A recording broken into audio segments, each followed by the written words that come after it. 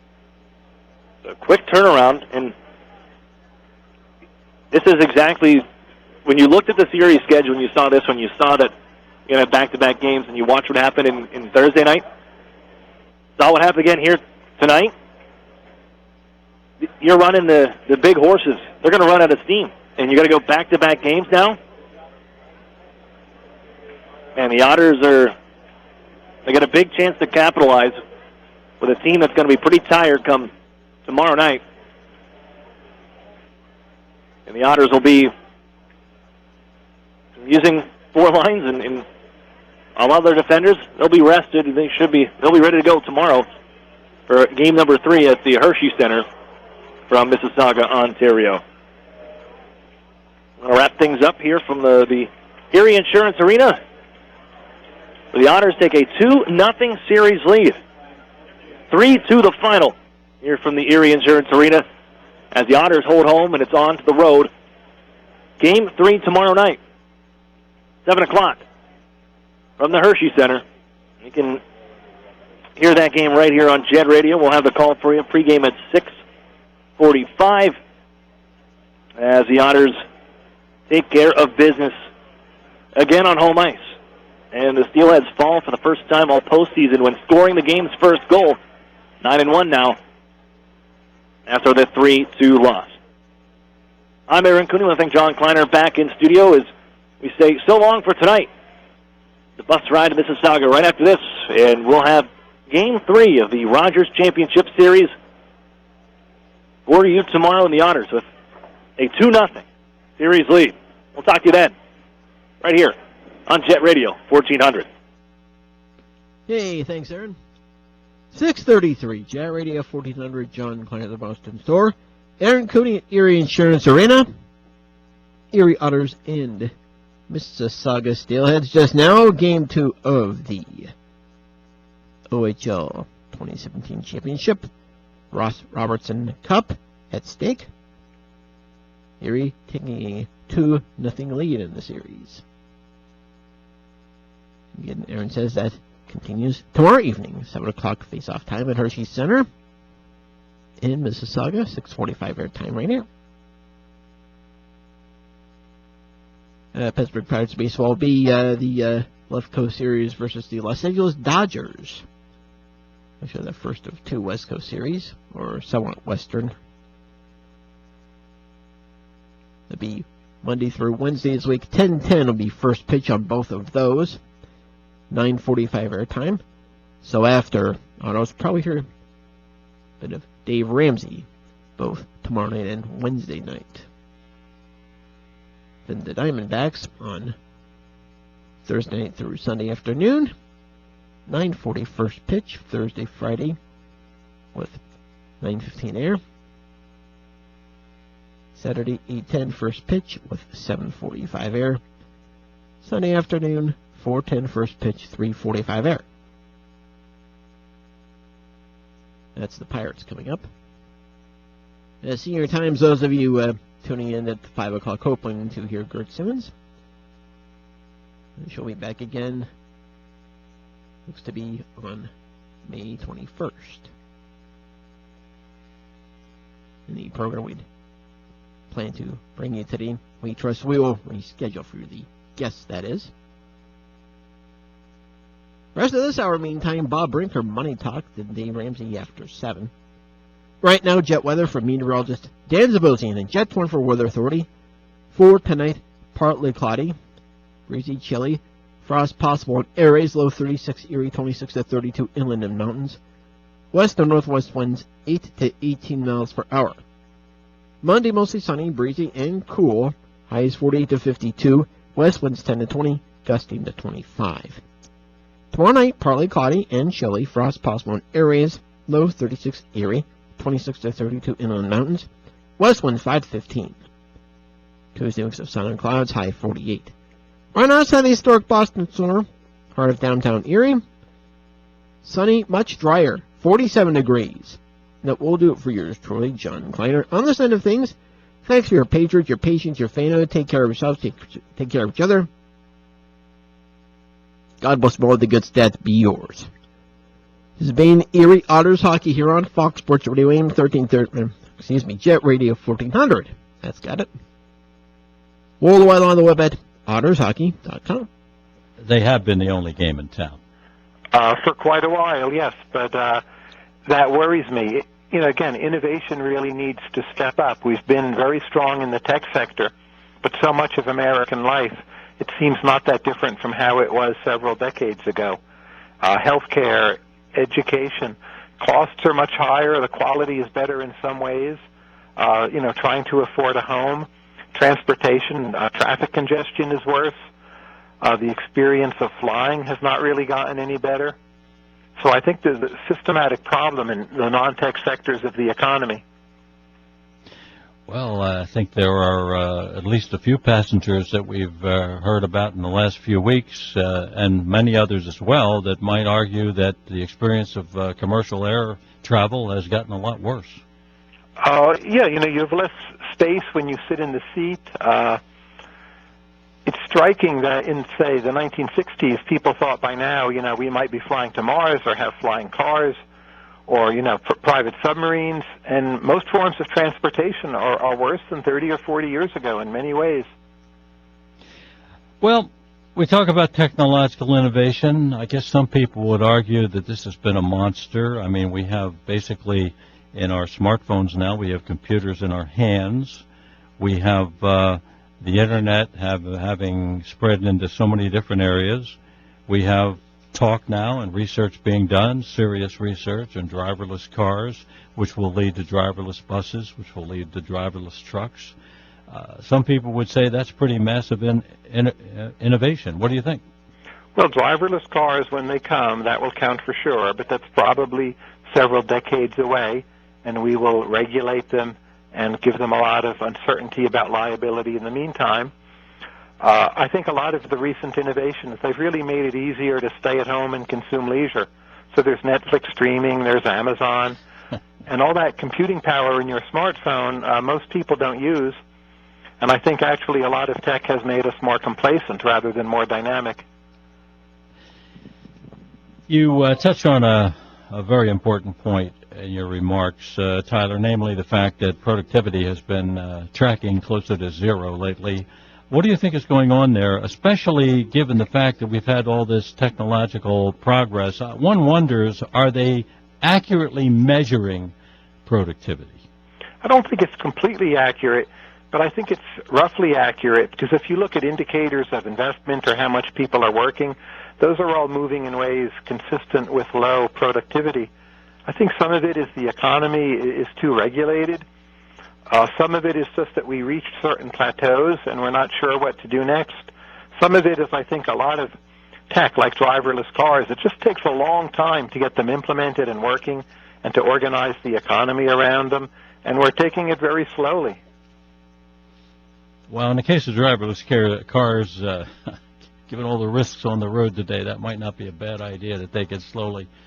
Let me ask you this, Professor. We've had a situation here where Al Gore's remarks notwithstanding, we certainly had government involvement in the process of developing the Internet, the innovation that's come as a result of the Internet, and we know that a lot of the basic research that eventually gets to the private sector has ties to government research. We've seen the Defense Department innovations over time, and they can also spill over to the private sector. From your point of view, what is the role of government in innovation and breakthrough? Well, I think government should spend more on research and development. That's been pretty flat for quite a while. In projected budgets, you basically have entitlement spending going up and R&D either flat or declining. That's a troubling trend. Private sector R&D expenditures have been flat for a while. Again, not the worst possible scenario, but we can do much better than that.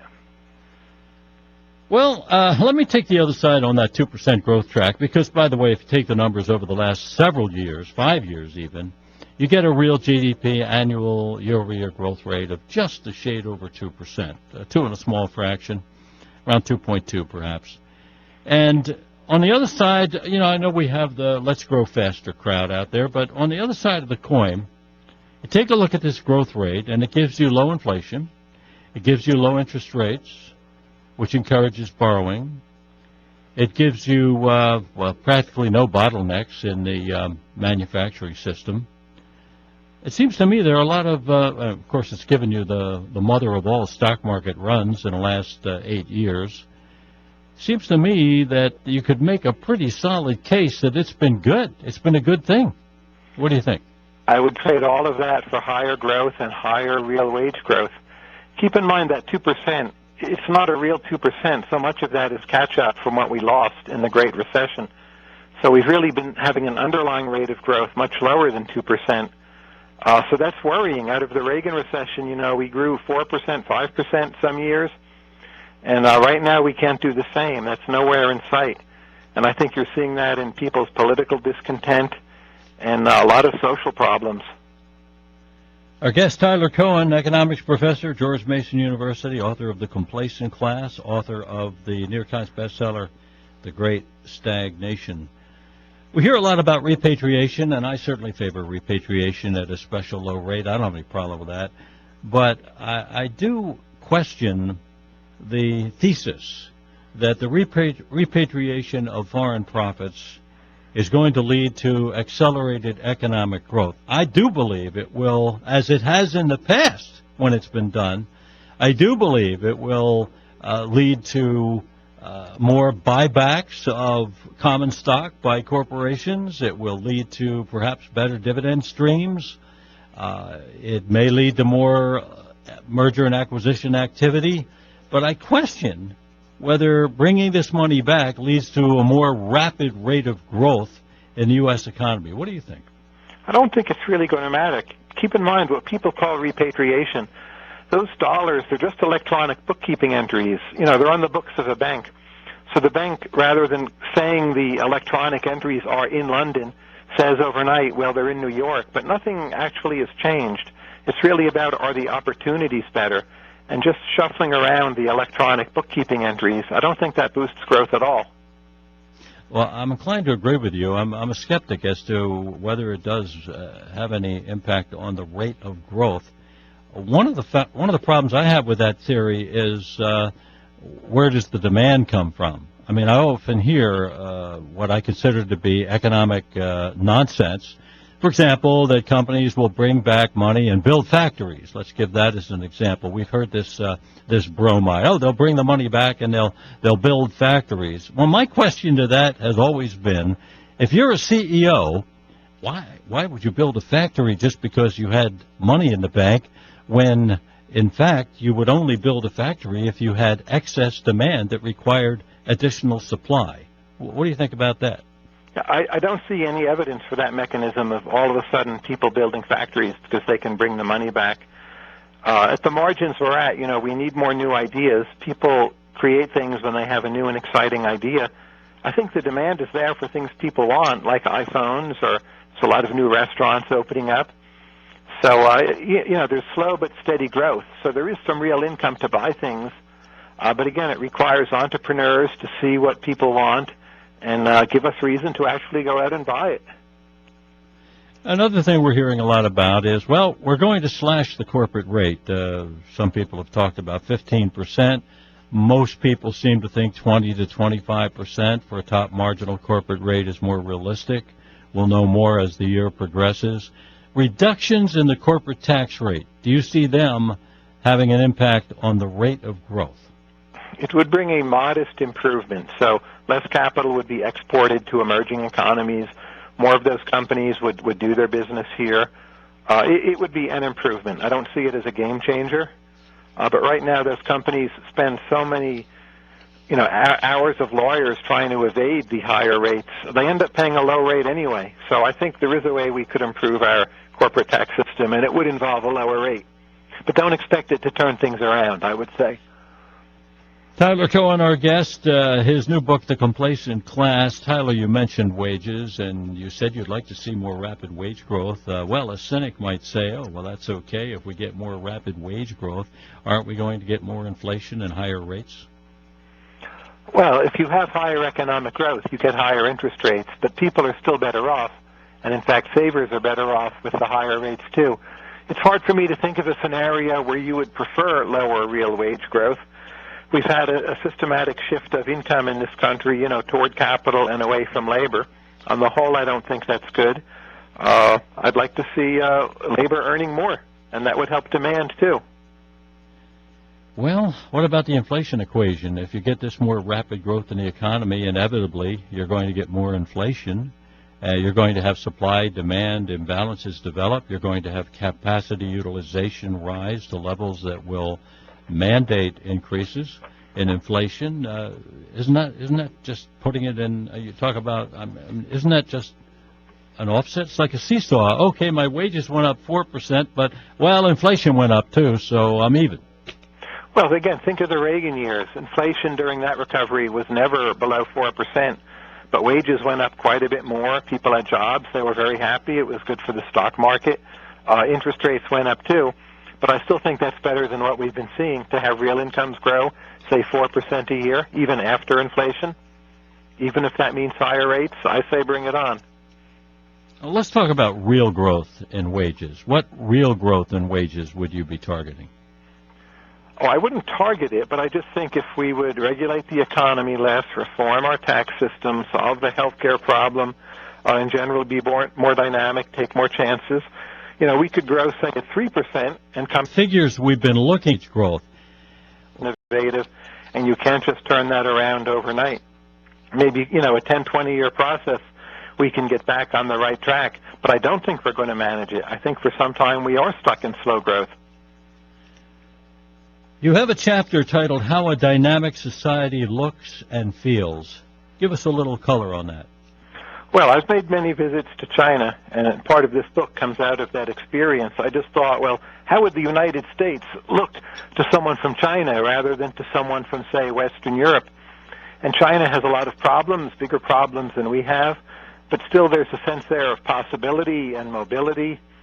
And China, people assume, 5, 10 years from now, cities will be entirely different. A lot more will be built. A lot of incomes will be higher.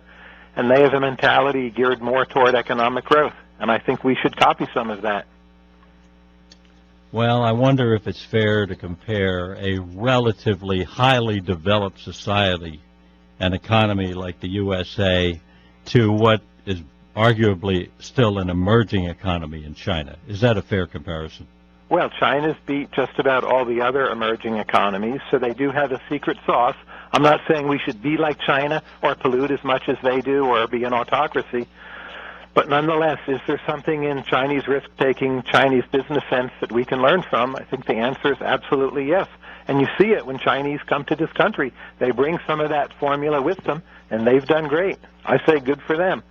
I see a lot of them wearing masks because they can't breathe their own air. Tyler Cohen, our guest, his new book, The Complacent Class, The Self-Defeating Quest for the American Dream, and also author of the New York Times best-selling book, The Great Stagnation. Tyler, we thank you for your time, and we wish you continued success. Thanks for being with us. This is Money Talk. Money Talk. Listen, this whole do-it-yourself thing is fine for some projects, but when it comes to window coverings, not so much. Tell me about it. I did some do-it-yourself shades that are best described as uneven and twisted. Yeah, I've seen them. That's why I'm going with Budget Blinds. That's a style and service for every budget, people, right? Yeah, and that is for real. Budget Blinds has no surprises pricing and a no questions asked warranty. The best in the business. No surprises pricing and a no questions asked warranty. No brainer, right? So Budget Blinds comes in, measures everything, orders for you, then they install it all? It's a beautiful thing. And now you can get up to $500 off on Signature Series window coverings. Another no-brainer. Number, please. 855-BUDGET-BLINDS. Or go online to budgetblinds.com. Call 855-BUDGET-BLINDS and get the experts to do it for you at a price that fits your budget. Call 855-BUDGET-BLINDS now. Offer good on selected products at participating independently owned and operated franchises only. Some restrictions may apply. Ask for details. Erie's News Talk Station. Jet Radio 1400. Get ready for a night of real country music. One night loaded with favorites from Alan Jackson. Yeah, we're down Saturday night, September 23rd at the Erie Insurance Arena. Alan Jackson's Honky Tonk Highway Tour. I've been working all weekend, I'm tired, I don't want to sleep, I want to have fun, time for a good time. The songs you love. From the 2017 Country Music Hall of Fame inductee, Alan Jackson. And special guest, Leanne Womack. Saturday, September 23rd, the Erie Insurance Arena. It's 5 o'clock somewhere. Don't rock the jukebox. Buy your reserve seat tickets now at the Erie Insurance Arena box office or at ErieEvents.com. It's alright. Alan Jackson, the Honky Tonk Highway Tour, produced by Magic City Productions. The Younger Brothers' roots go back to 1962, when Paul Yocklin formed the Fabulous Epics. And now you can hear Paul share his stories every third Wednesday of the month, starting at 9 a.m., only on Jet Radio 1400. AM 1400 WJET, live and local every morning. All the news from Erie and across the nation, and weather from Tom DeVecchio. Weekday mornings on AM 1400 WJET. You're going to need me. You're going to need us. All of us. You're going to need our help with your water, your air, your food. You're going to need our determination, our compassion. You're going to need the next generation of leaders to face the challenges the future will bring. And we promise we'll be there when you need us. Today, 4-H is growing the next generation of leaders. Support us at 4h.org. When you're driving, distractions are everywhere, whether we welcome them Things looking fine so far for the afternoon commute. Traffic is or we don't.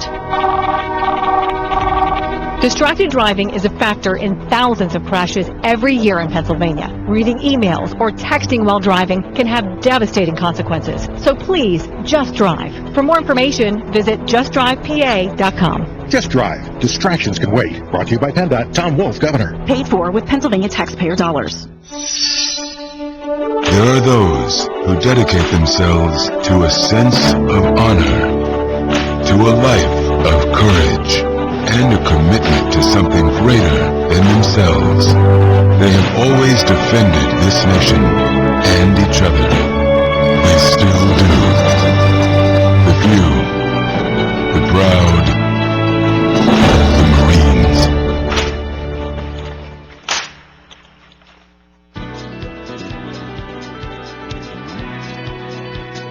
This is Money Talk.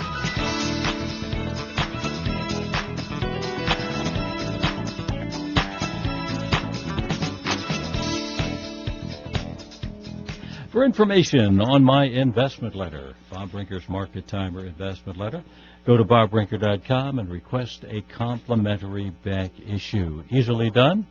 Go to the home page right there at bobbrinker.com. Click on the Request a Complimentary Back Issue feature, and that will do it. By the way, the May edition of the Market Timer investment letter has been published. It is currently available. While you're at the website, check out Money Talk On Demand, because you can stream our Jabberfest to your computer and download to your smartphone as well. That is Money Talk On Demand. We have another name for it, Money Talk To Go. They're both the same. And with Money Talk On Demand, you can listen wherever you go and whenever you like. Wherever you go, whenever you like. Sign up at bobbrinker.com. Right there at the Money Talk On Demand logo. The investment talk, of course, is year-round. And for those of you looking for information on the Fixed Income Advisor, the website there is fixedincomeadvisor.com. Fixedincomeadvisor.com. That is the website for that newsletter. And we thank Tyler Cohen of George Mason University for spending some time with us talking about his new book as well. Hey, before they beam me out of here, let me thank all of our Money Talk Trekkies for cruising with us on the Starship Money Talk. Program Coordinator Ravi Chandran. Meredith Oakes is our producer. Technical Directors Angel Bordone and Mr. Bob Mack. Till next time, happy investing, and may the odds be ever in your favor.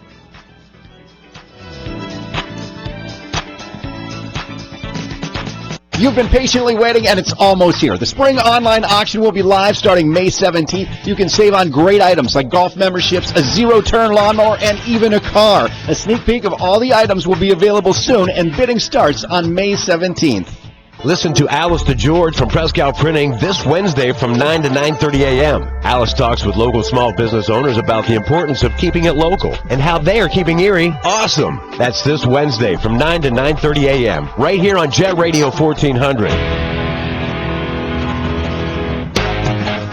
James and the Giant Peach is set to close out the youth theater season at the Erie Playhouse. The poignantly quirky musical, based on the story by Roald Dahl, features a witty and charming book and a wickedly tuneful score. This adventurous musical about courage and self-discovery follows James, who loses his parents in a rhinoceros attack and is sent to live with a pair of cruel ants. James soon befriends a collection of singing insects, and together they ride a giant peach to the depths of the ocean and the heights of the Empire State Building. Using their quick wits and creative thinking, they learn to live and work together as a family. James and the Giant Peach, presented by the Erie Playhouse Youth Theater, May 5th to the 7th and the 12th to the 14th. Call 814-454-2852 for tickets or online at erieplayhouse.org. James and the Giant Peach at the Erie Playhouse is brimming with magical sweetness, a wonderfully touching show filled with heart. The family season at the Erie Playhouse is sponsored by UPMC Health Plan. Picture a door. On it, a sign that says, "Do not look." Every instinct says danger, but still you peek. Inside, a room full of cockroaches, which can trigger asthma attacks, rodents that contaminate food and transmit disease, and termites which cause billions in property damage each year. Trust your instincts. Know the signs. Learn how to protect your family and home at pestworld.org. A public service message from the National Pest Management Association.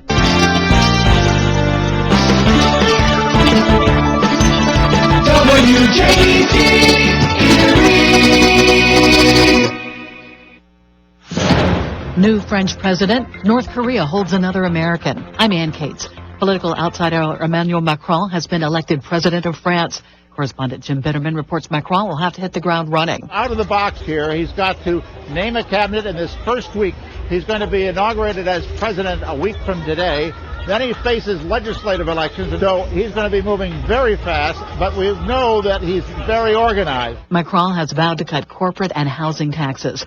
North Korea has taken a fourth American into custody, identified as Kim Hak-sung, who had been working for the Pyongyang University of Science and Technology. Correspondent Ivan Watson. This comes barely 2 weeks after North Korea detained a U.S. academic who goes by the name Tony Kim, who'd been working for several weeks at the same Pyongyang University and facing the same charges. Wall Street may be headed for a lower opening. S&P futures down a fraction. The Dow futures down a point. I'm Ann Cates. Former Acting Attorney General Sally Yates will appear tomorrow before a Senate subcommittee to testify about one-time National Security Advisor Michael Flynn and his ties to Russia.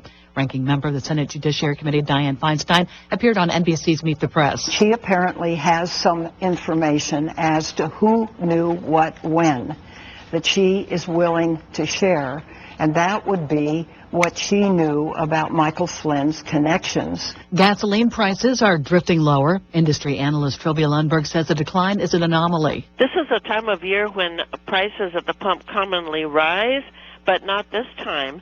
In the past 2 weeks, prices dropped a nickel on average, and regular grade is now $2.41. The most expensive gasoline in the country is in San Francisco, where motorists pay more than $3 a gallon. The cheapest gas currently is in Tulsa, Oklahoma, at just over $2 a gallon. I'm Ann Cates.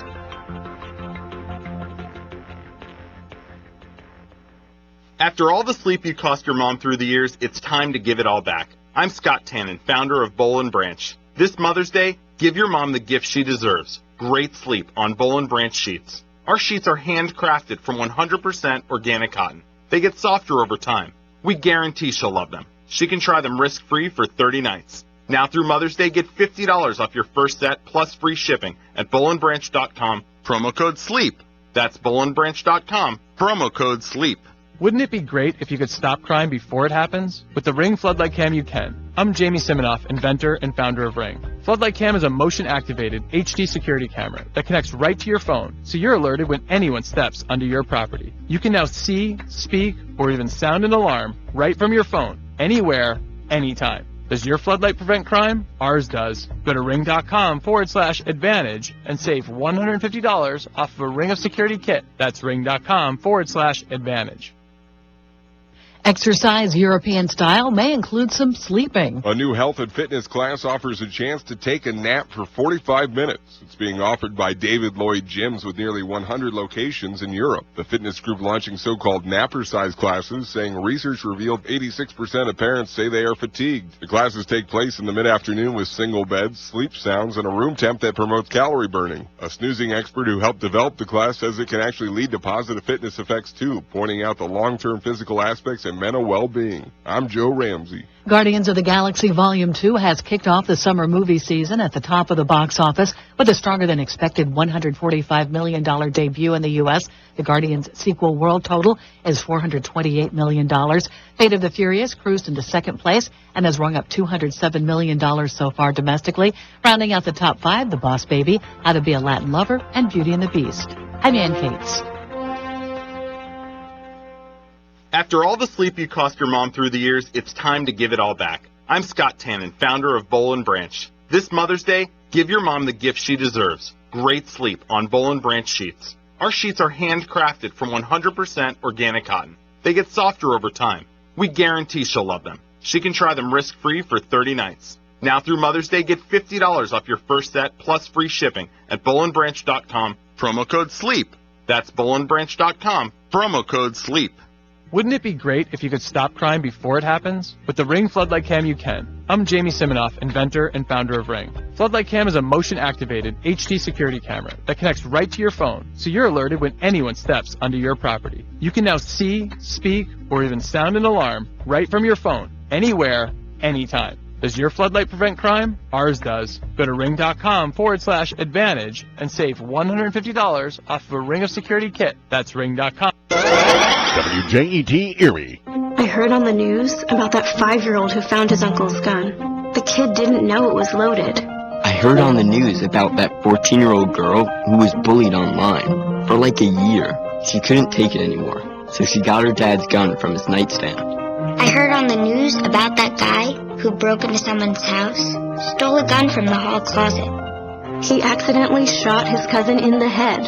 She killed herself. And later, killed the owner of the store he was trying to rob.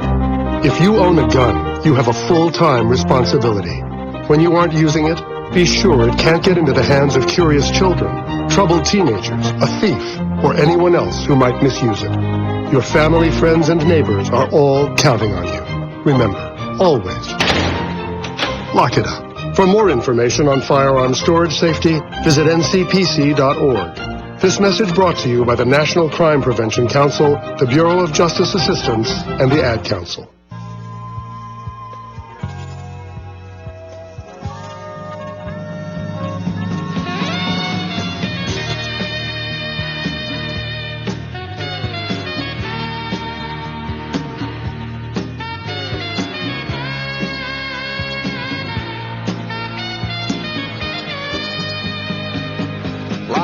From the headquarters of Ramsey Solutions, it's the Dave Ramsey Show, where dad is dumb, cash is king, and the paid-off home mortgage has taken the place of the BMW as the status symbol of choice. I'm Dave Ramsey, your host. You jump in, we'll talk about your life and your money. The phone number is 888-825-5225. That's 888-825-5225. Now, the week the book Business Boutique came out, it was the #1 best-selling book in the nation. Very cool, by Christy Wright. We looked at the hardcover business list for the Wall Street Journal today for this week, and lo and behold, Business Boutique is #2 on the list. Scanning on down, we see the Total Money Makeover on there, which it's on there almost every week, so that's nice. Thank you, folks, for buying the Total Money Makeover. We appreciate it. And then, lo and behold, there is the Graduate Survival Guide, 5 mistakes you can't afford to make in college. Anthony O'Neill is a national best-selling author. Way to go, Anthony. Hey, feels good. And Rachel Cruz. Yes. Anthony and Rachel wrote it together. So, Rachel, this is her third national best-selling book. Congratulations, you two. It is. Thank you so much. So fun. So fun to see that. That is amazing. Very, very cool. And the weird thing about this graduate survival guide is 5 mistakes you can't afford to make in college. It's a great book to give to your high school senior friends that are graduating. We just gave Anthony's old high school, all 400 seniors, a book, a copy of it, when he went down there and spoke the other day. It's a great gift, and we really just have, it was a product we had before we turned it into a book. Yes, sir. Redid it with Anthony writing and Rachel, and they did a DVD in the back, and we just kind of put it up for sale. We didn't really do a book tour. You didn't get a bus, Anthony. No, I didn't get a bus like Christy. But we hit the road and hit some high schools, though. So. But I don't think you needed one, apparently. Here you are on the bestseller list, and no bus. No bus. Hey. No bus, but you got the bestseller list. So very cool stuff. So congratulations, you two. I wanted to bring you on and tell you how proud we are of you. And this product is our team is very proud of this product. The interior pieces, it's a 4-color book, and so it's very expensive for us to produce in terms of our cost of goods sold. But it is a great book for high school students. They love it, and they love Anthony's voice in this and Rachel's voice and the video in the back of the DVD for the young people to watch and see that stuff. And congratulations, you two. Talk about you two working on this project together and what it was like to put this together. Well, it was so fun. Anthony's been on our team now, I guess, 2 years now, Anthony? Is that right? Yeah. Yeah. And so, we've worked, our desks are really close to each other anyway, so we see each other a lot.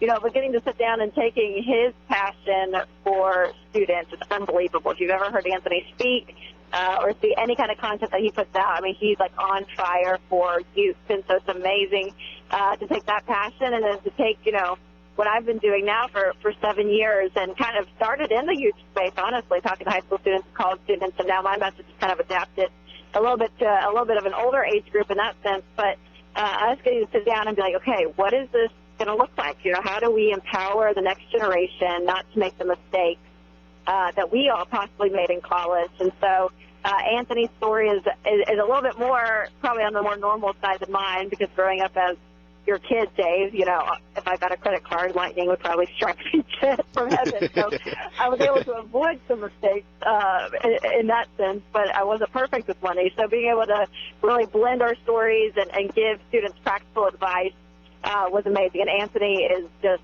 a killer message bearer for this message and for this generation. Very cool. Anthony, what's the most important of the 5 mistakes that they need to avoid? I would definitely say all of them are very important, Dave, but I would definitely say number 1 and number 2, which is student loans, staying away from student loans and staying away from credit cards. Because I want you to stay away from... 2 of the 5 mistakes are debt. Yes, sir. Okay. Yes, sir, because that's huge. Right. And that's my story. $25,000 in debt before I even turned 18 and a half. And, we laugh at Rachel's story as far as she avoided debt. And I'm like, you know what? That's what I want students. She said that's not normal, but I want that to become the norm. Yeah. Is students are saying, no, I don't want debt. If I get a credit card, I'm going to get strike down. I want students to think that and to run from it. So that's why it was so fun having Rachel on the team and her giving her wisdom and guidance and her story and her messages in this book, because we need more Rachel Cruzes in these young people. Because if I had Rachel when I was younger, I wouldn't be here. Yeah. So that's why I'm excited about this book.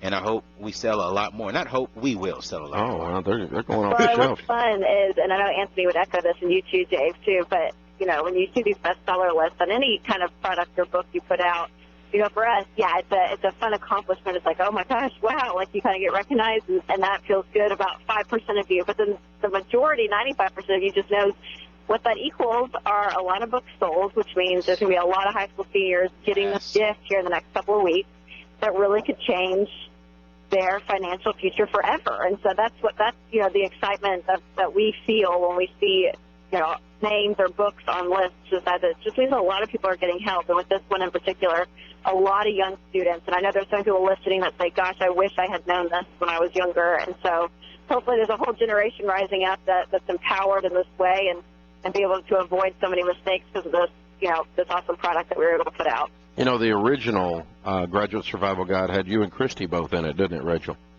Yeah, it did. And so the irony is that Christie's book is on the bestseller Business Boutique, A Woman's Guide for Making Money Doing What She Loves, and then there you and Anthony with the remake of the Graduate Survival Guide in book form this time with the DVD in the back are on there. So the whole family's still here. Whole family. Still here. I'm just happy to be a part of family, y'all. It's good stuff, man.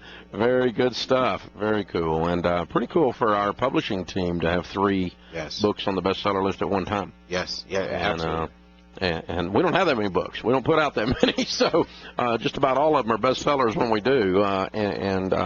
We're kind of spoiled that way. We work real hard at it and making sure you folks know about this stuff, and we work real hard at knowing what it is, what area of your life we need to help you with, and how we can enter into that transformational process. So very, very cool stuff. So the Graduate Survival Guide, 5 Mistakes You Can't Afford to Make in College by authors Anthony O'Neill and Rachel Cruz is on the hardcover bestseller list for the Wall Street Journal this week. Very fun stuff, and something we, we're all really excited about it because, truthfully, we didn't expect it. We just made it for the kids and put it out there, and it turns out the volume has moved the needle on the thing. And everywhere we go, they're asking for it, Dave. Yeah, and I think there's a lot of you adults listening that know that you're like Anthony. You want these kids to all grow up more like Rachel than like Dave, or more like Rachel than like Anthony. Yes, more like Rachel. Yeah, well, yeah, Rachel. That's it. It's all about Rachel. We love you, Rachel. All about Rachel. That's good. Congratulations, Anthony. Congratulations, Rachel. We're proud of y'all. Hey, thank you, Dave. Thanks so much, Dave. Good stuff. Graduate Survival Guide. Go pick it up for your high school senior. It's 5 Mistakes You Can't Afford to Make in College. Boom! This is the Dave Ramsey Show.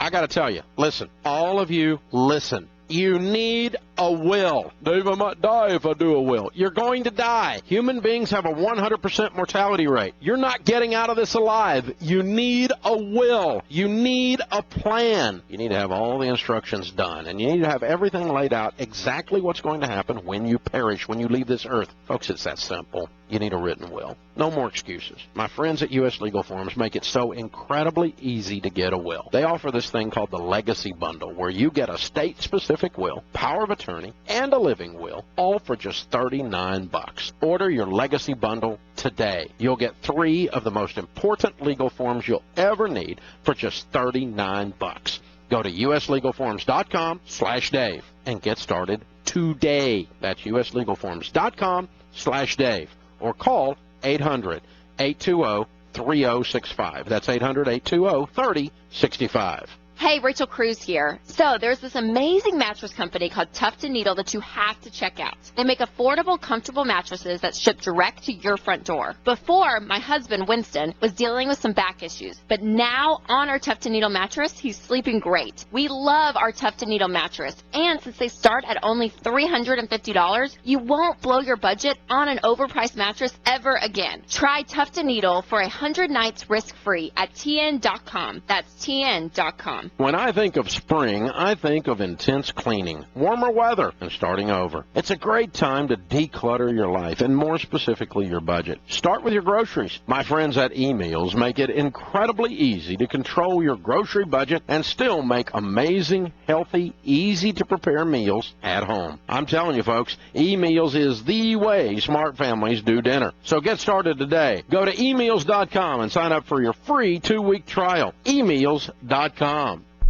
Erie's News Talk Station, Jet Radio, 1400. The thought of my sons growing up without me inspired me to quit smoking. I talked to my doctors, and then I threw away all my cigarettes, ashtrays, and lighters. I started exercising instead of smoking. Staying away from alcohol when I was first quitting was key. I kept on trying, learned something each time. Do whatever it takes. no matter how many times it takes. We did it, so can you. For free help, call 1-800-QUIT-NOW. A message from the U.S. Department of Health and Human Services and CDC.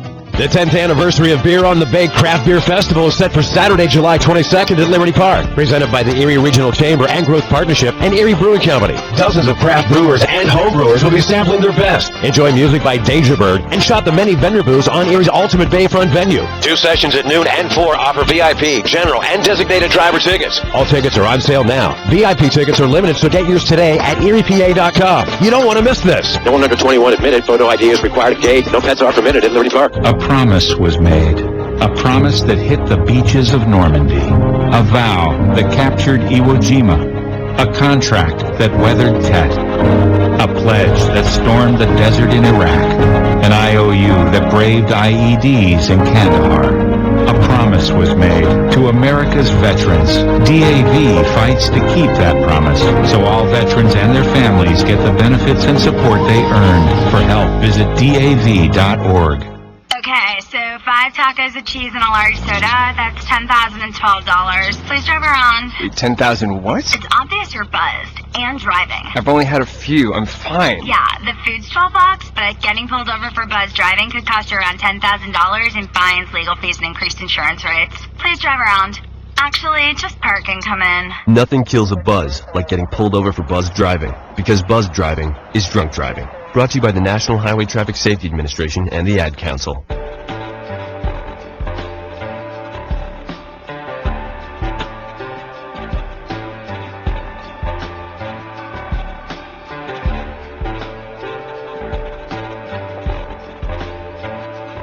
Thank you for joining us, America. Daniel is with us in Detroit, Michigan. Hi, Daniel. How are you? I'm great. How are you? Better than I deserve. What's up? All right. So I just started listening to your show, and I'm picking things up along the way. I'm in an interesting situation. I've been living in my apartment for the last year and a half. I have no intention of moving anytime soon. It's right down the street from where I work. The land is actually zoned as a condo, so the landlord offered to sell it to me in a land contract for the same payment I'm paying now, for $58,000. So I'm wondering, I mean, I understand your steps along the way. I do have $1,000 saved up, and I guess I'd be considered on step 2 of paying off my other debt. And I just wanted to run this by you and see what your thoughts were about this. Okay, good question. Well, first thing is we tell folks to buy a home after the... You there? Hello? Down here. Okay. Something fell apart there. Anyway, first thing is we tell folks to buy a home after they're debt-free and have their emergency fund in place, which would be after baby step 3, which is what you've already caught on as a new listener. You figured all that out. And so in that sense, you're not ready. If you were at that point, I wouldn't tell you to structure the deal the way he is offering. A land contract is very dangerous for the buyer. Here's why. It's also sometimes called a contract for deed, because that's all it is. You have a contract with him that is not, or even if it is, recorded at the courthouse. Then you pay him payments, and after you have paid 100% of payments, only then is the deed put into your name. Of course, if you buy a condominium, the deed is put into your name, and they put a lien against it called a mortgage, right? Now, what's the difference? The difference is that if something happens in your landlord, your seller's life, and gets screwed up, and he gets sued, he screws up his taxes, ends up with a tax lien, he gets in a car wreck and gets sued for $500,000, and it loses the lawsuit, and that ends up being a lien. He gets in a bad partnership with a business, and the guy embezzles money from him, and he ends up, you know, $500,000 or $250,000 lawsuit on him, and there's a judgment lien where someone has sued him, or a tax lien where he didn't pay a tax, maybe even no fault of his own directly. That lien is on all of his real estate, and that condo you're living in is in his name. You don't have the deed. And so now he has a big butt lien on what morally is your condo, but legally is his condo. and he'll never be able to give you the deed. You could pay it all the way down, and he won't be able to give you the deed. You will lose all your money. So it's very risky from a buyer's perspective to do a contract for deed or a land contract. I would never do that from your perspective. So if you were at baby step 3, I would suggest you change the terms of the deal to where he simply sells you the condo on an owner finance deal. You get the deed in your name. He holds the mortgage, and you pay him the monthly payment on the mortgage. And if you can do that deal, then that would be fine. I suspect he still has a mortgage on the condo, and he's trying to sidestep that, and he's also going to get trouble on that. He told me that because he bought the property originally as an investment property, that he has a period of time that if he sold it too soon, he would get hit pretty hard with taxes because of it was an investment, with capital gains or something like that. So that would not be true unless he's held it under 1 year. Okay. That would not be He true. basically said he would prefer that he wanted to do it over 10 years, and also told me that after 5 I could put it into a mortgage. Yeah. No, thank you. Okay. I will pass. I'm glad I ran it by you. Yeah. Do you understand the problem? Oh, yeah, absolutely. Okay. So even though that it's recorded with the city, Doesn't matter. That doesn't give me any... You don't have the deed. Okay. The condo, and the deed is the ownership. Right. And since he is still the owner, if something happened and he gets sued, they have a lien on his property because he's the owner. You just have rights. You just have rights to his property, but you're not the owner. So I should just continue renting from him. Yes, until you get to baby step 3. Until you get to baby step 3, and then if you want to buy it, work out a deal to buy it from him and get a mortgage, or get him to carry back a mortgage and put the property into your name. No land contracts, and there's no tax advantage to him whatsoever after year 1 to hold it longer. 0. That's just not true. He's either got bad information or he's running you a line. One of the two. Walter is with us in Phoenix, Arizona. Hey, Walter, how are you? I'm too blessed to be stressed, Dave. How about yourself? Just the same, sir. How can I help? So I have a question about long-term insurance. So I'm diabetic, and through my employer, I have 3 years, 3 times my income provided in term insurance in case I die. Mm-hmm. I also have disability insurance that's covered as well. My question is, when I talk to Zander Insurance about potentially getting more term insurance, I know you estimate that you need about 10 times your income. Mm-hmm. The quotes I'm getting are significantly higher because of my diabetes, being type 1 for the last 8 years. Yeah, so my question diabetes is real tough on term rates, on life insurance rates, real tough. Yeah, so my question is, when do I kind of make that determination that the term rates are too high? Because right now it's looking like it's getting close to about 800 to 1,000 to even I might be uninsurable, depending on when they do the physical and stuff. So just hoping to get your opinion. Yeah, $800 or $1,000 a year? Yes. For how much? That was only to get an additional $250, which will only take me up to 6 times, including my employer. So I have to do. So $250,000 you can get with type 1 for $800 a year. Wow, I'm surprised it's not higher than that. Well, that's what they said, the bare minimum, depending on the physical and some other stuff. That can move me to even higher risk bracket or make me uninsurable. So that's what they're saying, the bare minimum. Yeah. Okay. All right. And what is your household income, sir? I make around $70,000. Okay. Well, $800 a year doesn't scare me. $8,000 a year scares the crud out of me. Okay. And I wouldn't do that, but I probably would spend $800 a year. That's still under $100 a month, considerably, and you're getting $250,000 extra on you while you can get the insurance. Because if the type 1 continues and there's more deterioration, you may with physical, you may become uninsurable at some point, and so where you're not today. And so I would get it if I could at that rate. How old are you? 27. Okay, cool. Wow, that's expensive. I don't disagree with that, but I was going to guess a lot more when you were telling me the story, and so does this change the equation at all? I mean, with the current amount of coverage I have, that would take care of our mortgage. The majority would go to my wife, and we would have no obligations or anything against us. Yeah. No, it doesn't for me, because the problem is everything at your work is not portable. See, if you become uninsurable and you leave work and the next place doesn't furnish you life insurance, you have now no life insurance. That's a good point. If you change jobs. And so I want this other in place, not only as supplemental, but also to allow you to not be trapped at a certain place based on life insurance. And that's what I'd look towards. So, good question. Thank you for calling in.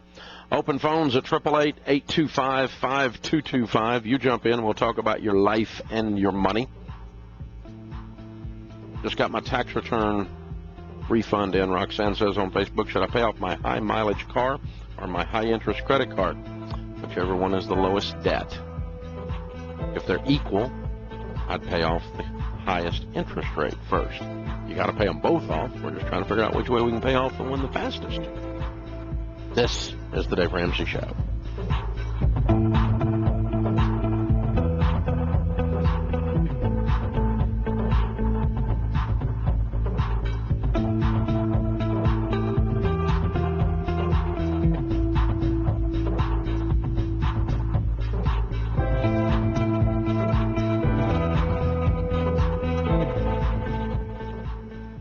What will your family do if you die? Did I get your attention? Well, good. If you're a father, mother, husband, or wife, it's your responsibility to have life insurance. No matter where you are in the baby steps, you have to deal with this right now. How will your family pay the mortgage, put food on the table, or pay for education? How will they deal with retirement and stay the course for getting out of debt and accomplishing something with their lives? This is what life insurance is all about. I knew when I started this show it was something my listeners had to have, so I went out and found a company I could trust to offer the plans I believe in. That's why I've been talking about Zander Insurance for almost 20 years now. If you haven't dealt with this, please go to ZanderInsurance.com or call 800-356-4282 and let them help. This is a priority. It's not expensive, it's not complicated, and you need to do it today. That's ZanderInsurance.com. Or call 800-356-4282. Jet Radio 1400. Erie's news talk station. This Saturday, May 13th, letter carriers throughout Northwest PA will once again stamp out hunger, but they need your help. Please place a bag of non-perishable food items near your mailbox or a monetary donation envelope in your mailbox early Saturday morning. All donations will be delivered to the Second Harvest Food Bank for distribution. Look for the Food Drive plastic bags provided by your mail carrier or fill your own bag with non-perishable food items early this Saturday morning. The Second Harvest Food Bank of Northwest PA thanks you in advance for helping stamp out hunger. You've been patiently waiting, and it's almost here. The spring online auction will be live starting May 17th. You can save on great items like golf memberships, a zero-turn lawnmower, and even a car. A sneak peek of all the items will be available soon, and bidding starts on May 17th. AM 1400 WJET. Live and local every morning. All the news from Erie and across the nation, and weather from Tom DeVecchio. Weekday mornings on AM 1400 WJET. ErieHelpWanted.com salutes the employee of the month. The one employee you can't live without. The others, let's just call them Dave. Dave, have you been stealing lunches out of the fridge and posting reviews online? Finishing one right now, Mr. Employee of the Month. Hey, is that my lunch? Yep, today's meatballs were very dry. My wife made those. 1 star out of 5. Would not steal again. If you don't mind hiring Daves, go to the huge national job boards. That's probably what you'll get. But if you want more employees of the month, go where local job seekers find good local jobs. ErieHelpWanted.com. Local jobs that work. ErieHelpWanted.com salutes the employee of the month. The one employee you can't live without. The others, let's just call them Dave. Oh, man. What's going on, Mr. Employee of the Month? Oh, nothing, Dave. It's just a paper jam. Paper jam? Hey, guys, time for a paper jam! I shouldn't have said anything. If you don't mind hiring Daves, go to the huge national job boards. That's probably what you'll get. But if you want more employees of the month, go where local job seekers find good local jobs. ErieHelpWanted.com. Local jobs that work. Peekaboo, peekaboo, smile. Smile, buddy. Come on, smile. Oh, honey, he's still not smiling. Maybe he's not a smiler. Yeah, maybe he's just not a happy baby. Maybe he's just being a boy. You know how boys are. Or maybe he's teething. Oh, poor baby. I think his gums hurt. Maybe he's just tired. Or maybe his tummy hurts. He didn't eat that much. Maybe he's not ticklish. You think maybe he's scared of the dog?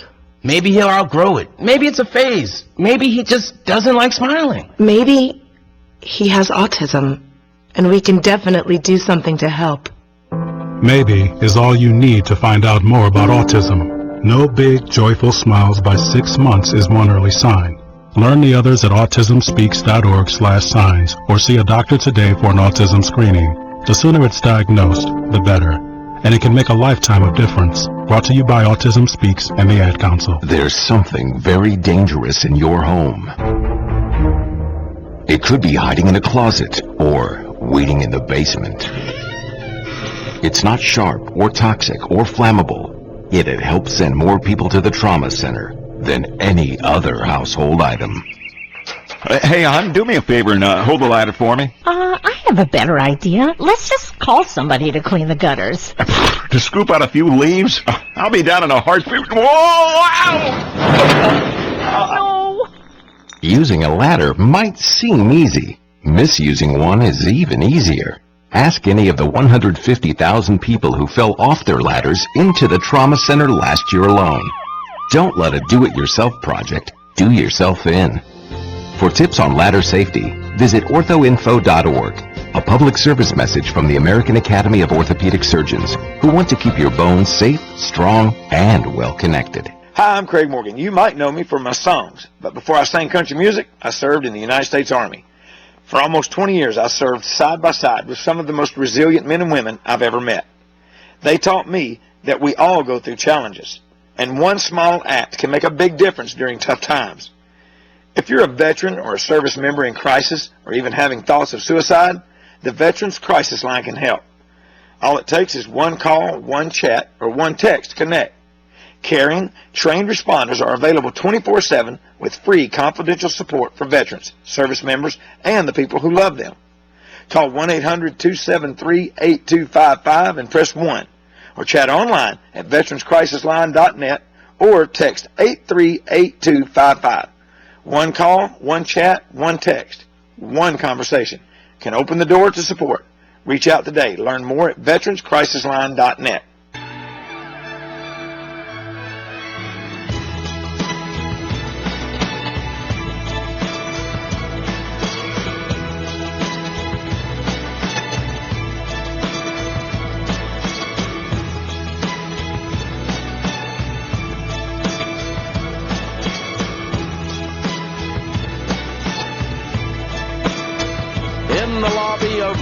Solutions, Preston and Ashlyn are with us. Hey guys, how are ya? Good, Dave. How are you? Welcome. Where y'all from? Sioux Falls, South Dakota. Wow, that's a bit of a trip to Nashville. Bit of a trip, yeah. Wow, well, welcome. Good to have you guys. Good to be here. And here to do your debt-free scream. Yes, sir. How much have you paid off? We paid off $29,000. 26 of it student loans, 33 of it just miscellaneous. All right. How long did this take? 20 months. All right. We also cash flowed a $20,000 wedding as well. Whoa! Yeah. There you go. Yeah. Perfect. And your range of income during this time? Well, we started out with just me. I started with 30, and then as I added jobs, and then Ashlyn was starting to work, we got to 84, and then we ended this. I was laid off. And then we ended up at $70,000 this last year. Okay, all right. So are you back up now? Yeah, actually, I switched professions. I'm a financial advisor now. Oh, cool. Yeah, Phil's in this book, and I'm a recruiter. All right, very good. Yeah. Good for you. Good for you guys. Well, that's two good careers. You guys will do great. Yeah, I should thank you for that. As I was working on my student loans, I was trying to help people out with their finances, and I was like, well, maybe I can make a run at that. So, yeah. Maybe there's something here. Huh? Yeah, you never know. Yeah. Very cool. Good for you. So what started this whole journey 20 months ago? Obviously, you were planning and moving towards a wedding. Yeah, so I just knew where all of our money was going. My money was going. It was going towards whining and dining her, and it was it was coming from the student loans, and which I didn't know, by the way. Nope. You would have stopped the stupidity, wouldn't you? Yeah. So and I had grown up. My dad and mom were working through the baby steps as I was growing up, and I had known about it. And then as I was looking at getting married and the responsibilities and whatnot. I was like, I better start moving in this direction. And so I brought it to her, and I hadn't actually told her yet that I had the student loans. I was like, hey, we can pay the wedding off. We don't have to take out any debt. And then later on, I told her that, hey, I got about $30,000 in loans as well. So by then you were already engaged? Yeah. I was stuck. Yeah. Yeah, I know. Oh, yeah, selfish me, but... so it was all the debt was yours? Yeah, it was all mine, yeah. We were college athletes, so actually I didn't even need the debt. I took it out, and so she paid for a lot of stupidity. But I played football at North Dakota State, and she ran track at North Dakota State. So. Oh, okay. Yeah. All right, cool. Oh. Yeah. So that's how you got through school, part of it anyway. Yeah. Okay, yeah. cool. What position did you play? I was a middle linebacker on the first national championship team. We won the FCS, and then I coached on the second one. And, yeah. Very cool. And what did you run? I ran the 800. Oh, okay. Yeah. Rowdy. That tough one. Yeah, that is a tough one. It's not long enough to be long and not short enough to be short. It's just right there in the kill zone. Yeah. Yeah. Wow. Well, way to go, you guys. That's what Hogan played. He played middle linebacker for a championship team. Yeah, Chris Hogan did. Yeah. Very cool. Good. Well, good for you guys. Very fun. And so you kind of grew up a financial peace baby. Mom and Dad knew about this stuff and were doing it, so you knew about it. And so Ashwin, he comes in and goes, by the way, well, I know we're getting married, but we have a bunch of debt here. What'd you do? There was an awkward silence for a little bit. But, you know, we got through it. It was tough at first. I wasn't very happy, but we got through it, and it was good. Okay. And then you just make it a goal and jump in together, or what'd you do? Yeah, and that's... How long have you been married? Almost 2 years, July 4th. Okay, so you're counting the 20 months since marriage. Yeah. Okay, but you knew about it before, the actual wedding. Yeah, and so I was working 2 jobs, so I knew that what I needed to do, and the money from those jobs was just flying out the window. You know, we're going out to eat and stuff, and I had known, and she just hadn't really known what was going on, and I didn't know about the 30. Yeah, that's what I meant. That's what I'm saying. Yeah. The 26,000, the 3,000 miscellaneous. Yeah, but the $26,000. Sally Mae. You didn't know there's another woman in his life. That's what we're saying. I Even though she's an old woman, but anyway, highly unattractive. But oh, fun. So, what do you tell people? You're newly married. You dive into this like 2 world-class athletes would do. You went for it. You went for the goal pretty quick here and knocked it out. What do you tell people the keys to getting out of debt are? Well, for me being a college athlete, and one of our big things at North Dakota State was attack the process. So I just needed a plan. I needed a plan to get on and attack the plan, and that's you know where we end up at the end is where we end up. And it's a great plan. It's simple. That's what we do at NDSU. We're simple. We're Midwestern. We run the football. We just do things the right way, and that's what it was for me, I think. Yeah. Okay. Detail-oriented. I love calculating things. Maybe I should have been an accountant or something because I love calculating. So I think that it's really important to follow the envelope system or some system that works for you, and then stick with it. So when we have that trial month where we're just figuring out how much our budget is, and then you just stick with your budget and whatever's in the envelope, that's what you use. I think that's what helped us a lot. Yeah. You got to have a stopping point, a system, and stick to the system. Yeah, exactly. But, you know, the good news is with the level that you have played athletics, you're used to that concept of, okay, here's what works. There's some pain involved, but submit yourself to the process, and this is how you win. Exactly, yep. And so you just kind of apply that same place in your brain to the money piece, and it works the same way. Yep. So that's some of the high-performance folks in the military. I run into the exact same thing. They're going, okay, it's just a battle plan. Execute the battle plan. Right. You don't deviate. Right. I mean, this is it. This is what you do. Yeah. This is the training regime. Yeah. And when your brain knows how to work that way, it's an advantage. Right. So it's one of the advantages of having played at the level you all played. So very cool. Congratulations. Thank you. Very proud for you. Thank you. So did you have cheer? I guess Mom and Dad, being financial peace parents, were proud. Yeah. My dad's really proud. He's posting all over Facebook. Embarrassing you. Yeah, I love it. Yeah. That's so cool. Good. He's watching right now. Did you have anybody make fun of you? Any detractors as you went along? Yeah, so the job that I got laid off from, I listened to you every day. And I was a merchandise manager at a rental store, and And so the guy that worked next to me, he was always like, "Oh, Dave Ramsey, better than I deserve. Better than I deserve."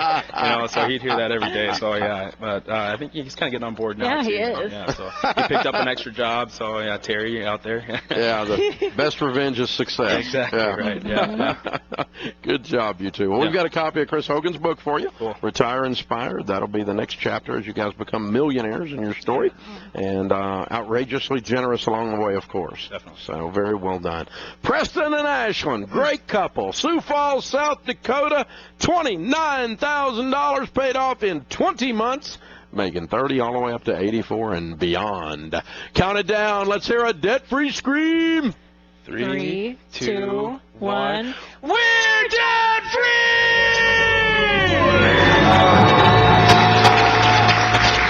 Love it! Love it! Way to go, you two. Very, very well done. Boom! Just like that. Well, you can do it. It's what Financial Peace University teaches you how to do. You know, we've had almost 5 million people go through this class now, and it's the average person pays off $5,300 in debt and saves $2,700 in the first 90 days. That's an $8,000 turnaround. You need a process. You need a plan. It doesn't have to be complicated. It can be simple, and then you submit yourself to the process. You submit yourself to the plan, and you execute over and over and over again.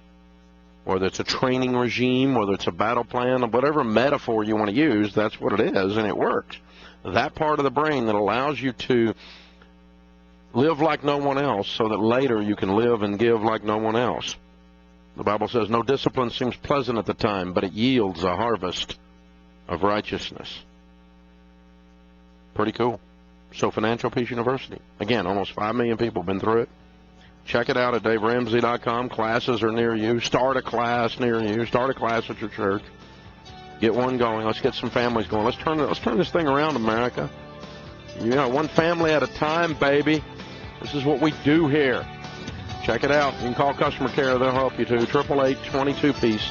888-227-3223.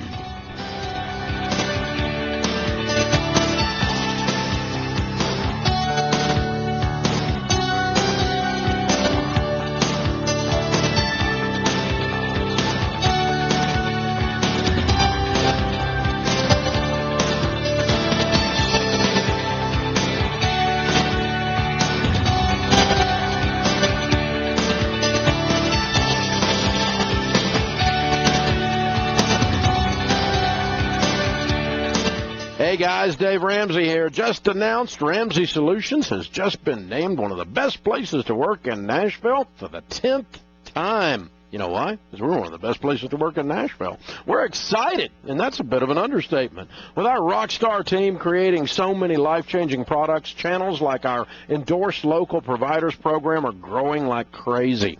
Over the next year, we're beefing up our team with full-stack developers, designers, quality assurance analysts, paid marketing specialists, and more. We only hire the truly dedicated, the best of the best. If you love what we do here and you want to spread this message of hope and transformation with this mission, well, I want you to apply. Go to DaveRamsey.com and find out all about the jobs available. Just click on the Dave's Hiring button. It's on the right-hand side of the homepage.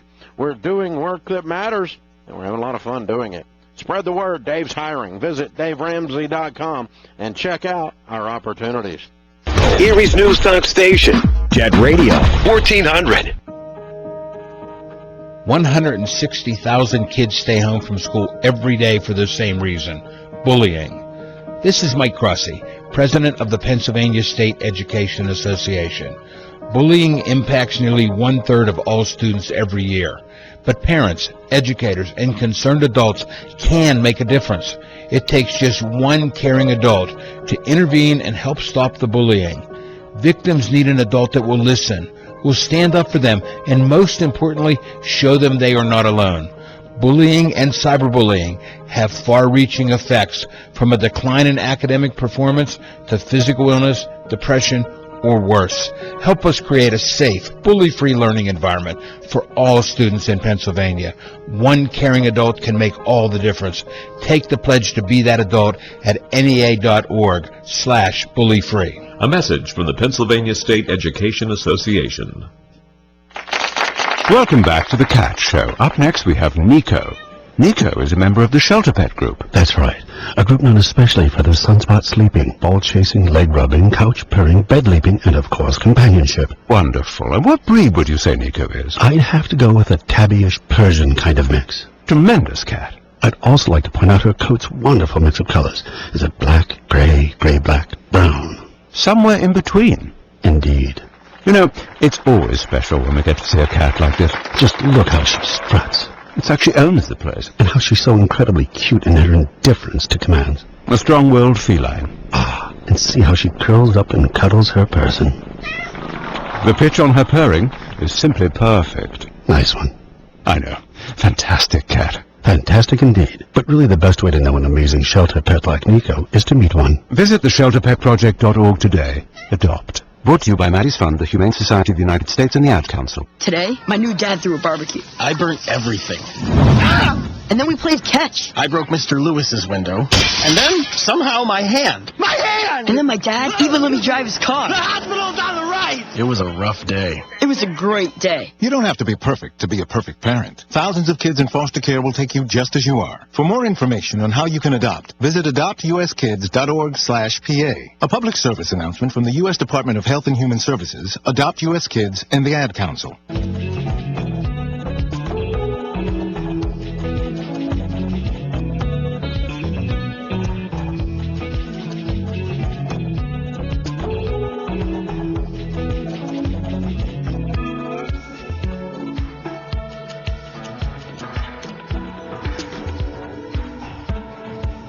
Our scripture of the day, Philippians 4:13. I can do all things through Christ who strengthens me. Nellie Bly said, energy rightly applied and directed will accomplish anything. Well, that's the truth. Let's go to Carla in Biloxi, Mississippi. Hey, Carla, how are you? Hi, Dave. I'm doing really good. Thank you very much for taking my call. Absolutely. How can I help? Well, I'm in baby step 2, and my question is basically for future reference. My husband and I, we make about $125 take-home pay, and we both have access to 401k. I'm retired military, so that pay is already taxed. But when we put into our 401ks, do we put traditional or do we put it in Roth? How old are you? We're 52. Okay. It starts to be borderline as you approach 60 as to which way ends up actually the best. I would recommend going ahead and doing the Roth, especially since you're getting your whole financial act together, meaning that whatever money you put into the 401k Roth, you're probably not going to use it for quite a while. You're not going to be turning right around and cashing it back out. You're going to build up a good nest egg, and you're going to be able to leave it alone. The longer you can leave it alone, the more the Roth makes sense. If you're going to put it in, if you're going to put it in and take it out 5 years later, traditional makes more sense because you'll net out more because you save on your taxes now, but you pay taxes then. With the Roth, you don't save on your taxes now, but you pay no taxes later. And so, and the longer you wait, the more of the account is growth, and the growth being tax-free is the big thing. That's what you're after. Up next is New York City, and it's Nakama. Hi, Nakama. How are you? Hi, good. Thank you for taking my call. Sure. I had a question. I'm just starting on number 2, step number 2, paying off my debts. And my husband's currently in school. He has a couple of small student loans, total of $5,500 now, and he'll probably need a few more to get through. He finishes in January 2018. I'm wondering, right now, we're not making any payments on those student loans. Should I be including that in my debt snowball right now? No, the first thing you need to do is not do a debt snowball. You need to pay cash for college. Okay. No more student loans. The first rule of getting out of debt is borrow no more. Okay. I have $4,500, $45,000 other debt. I know. Trying to pay off. And I don't want you to add to it. Right. I want you to stop borrowing money. Okay. I hear.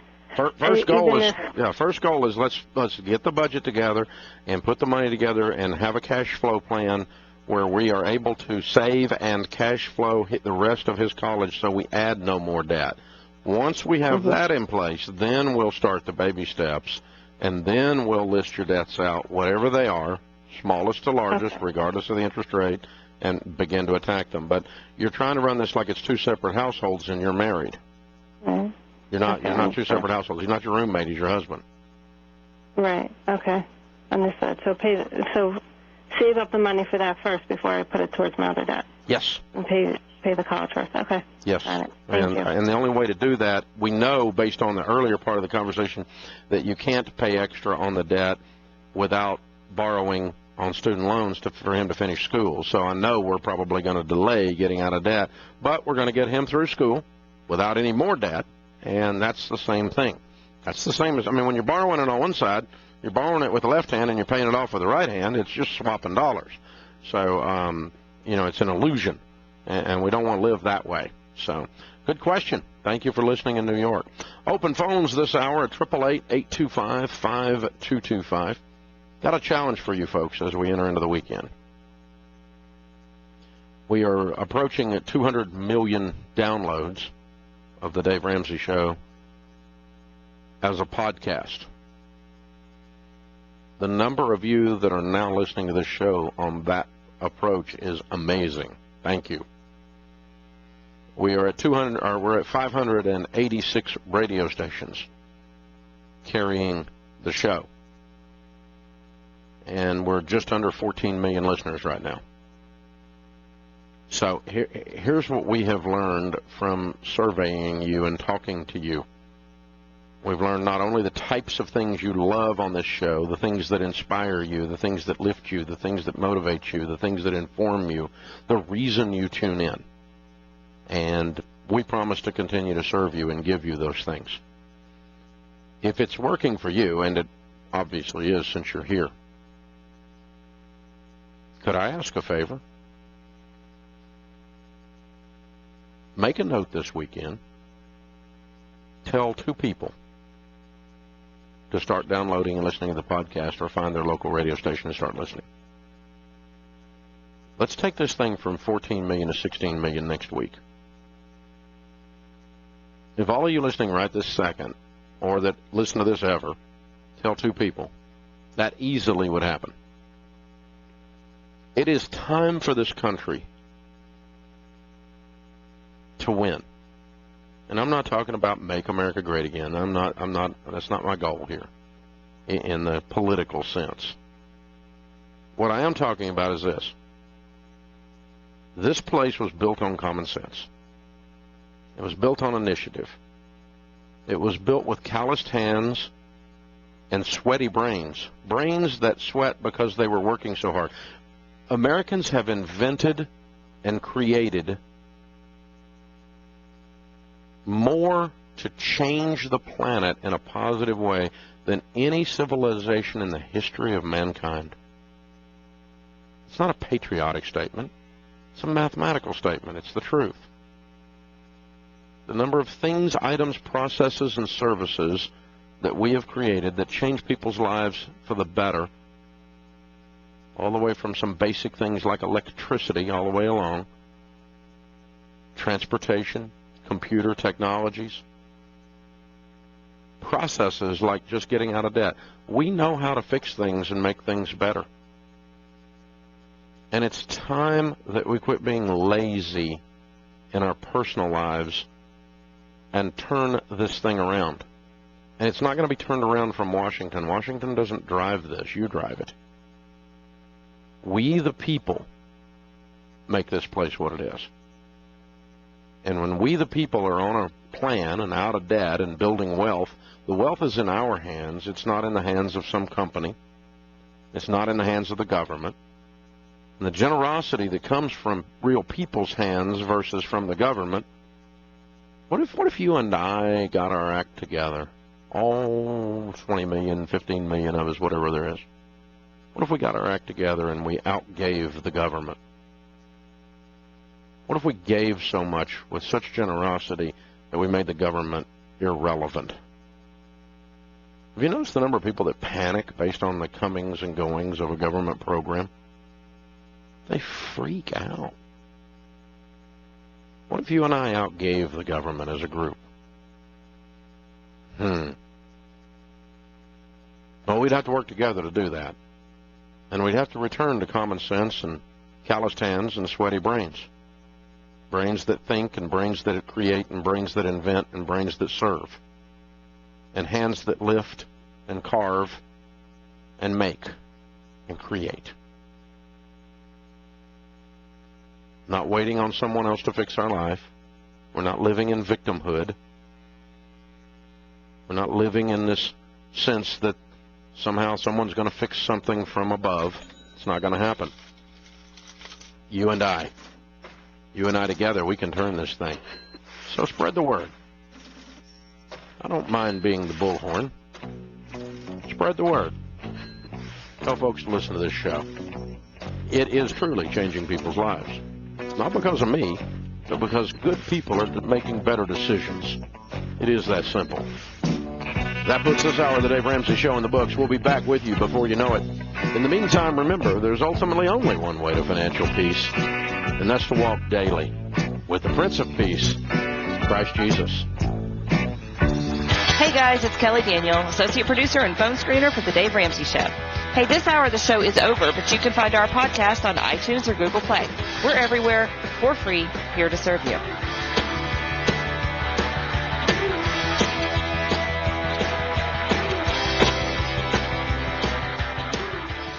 Do you have too much house for your budget? If your mortgage is more than 25% of your take-home pay, you may need to think about selling your home and finding one that's a better financial fit.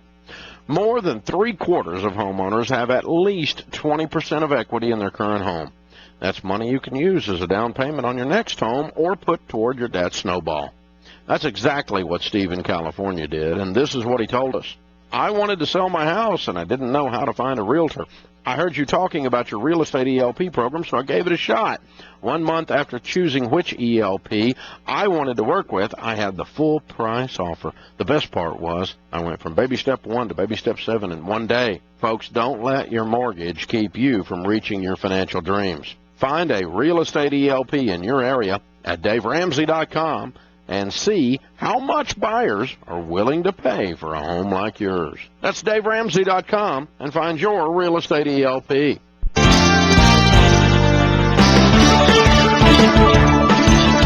WJZ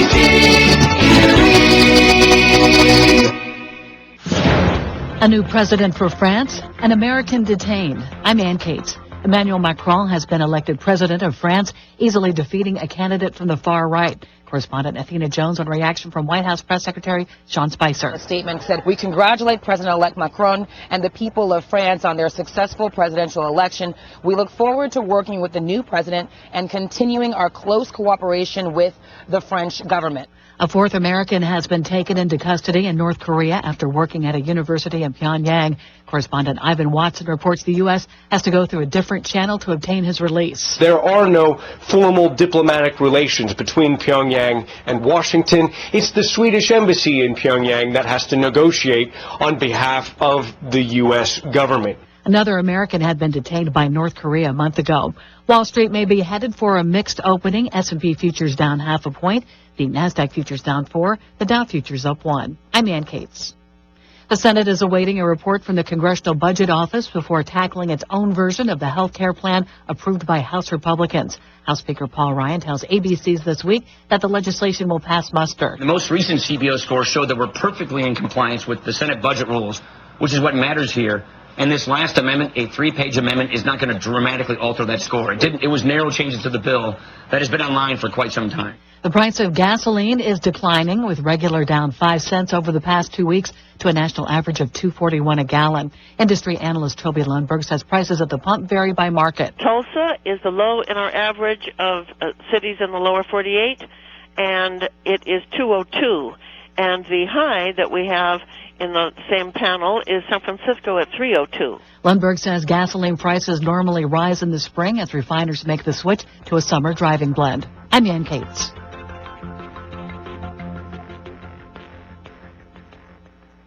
After all the sleep you cost your mom through the years, it's time to give it all back. I'm Scott Tannen, founder of Boll & Branch. This Mother's Day, give your mom the gift she deserves. Great sleep on Boll & Branch sheets. Our sheets are handcrafted from 100% organic cotton. They get softer over time. We guarantee she'll love them. She can try them risk-free for 30 nights. Now through Mother's Day, get $50 off your first set plus free shipping at bollandbranch.com, promo code SLEEP.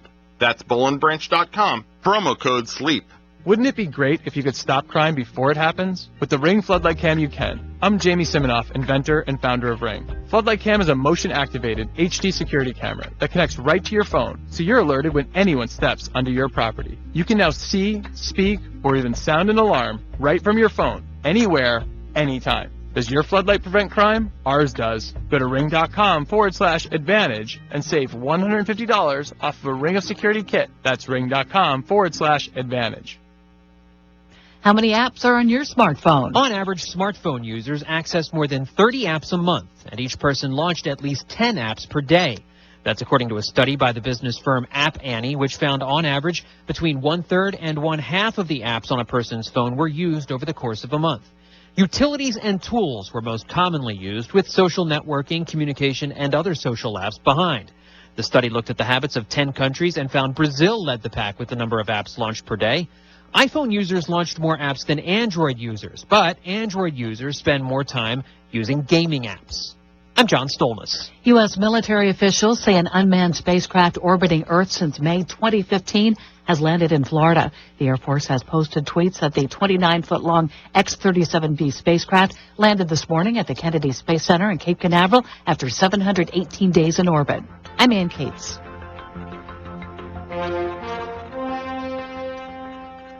After all the sleep you cost your mom through the years, it's time to give it all back. I'm Scott Tannen, founder of Boll & Branch. This Mother's Day, give your mom the gift she deserves. Great sleep on Boll & Branch sheets. Our sheets are handcrafted from 100% organic cotton. They get softer over time. We guarantee she'll love them. She can try them risk-free for 30 nights. Now through Mother's Day, get $50 off your first set plus free shipping at bollandbranch.com, promo code SLEEP. That's bollandbranch.com, promo code SLEEP.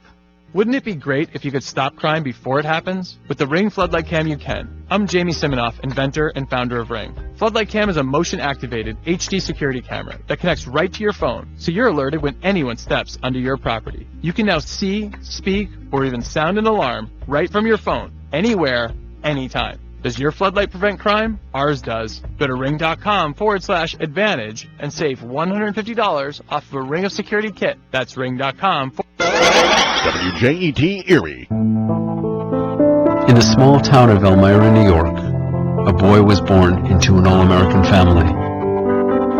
The odds of him opening his own clothing store at the age of 18? 1 in 138,000. Excited to be a part of pop culture, he packed for the big city. The odds of finding someone to invest in his vision? 1 in 4.5 million. The odds of him achieving his dream in the fashion industry? 1 in 23 million. The odds of having a child diagnosed with autism? 1 in 68. I am Tommy Hilfiger, and my family is affected by autism. I encourage you to learn more at autismspeaks.org/signs. Early diagnosis can make a lifetime of difference. Brought to you by Autism Speaks and the Ad Council.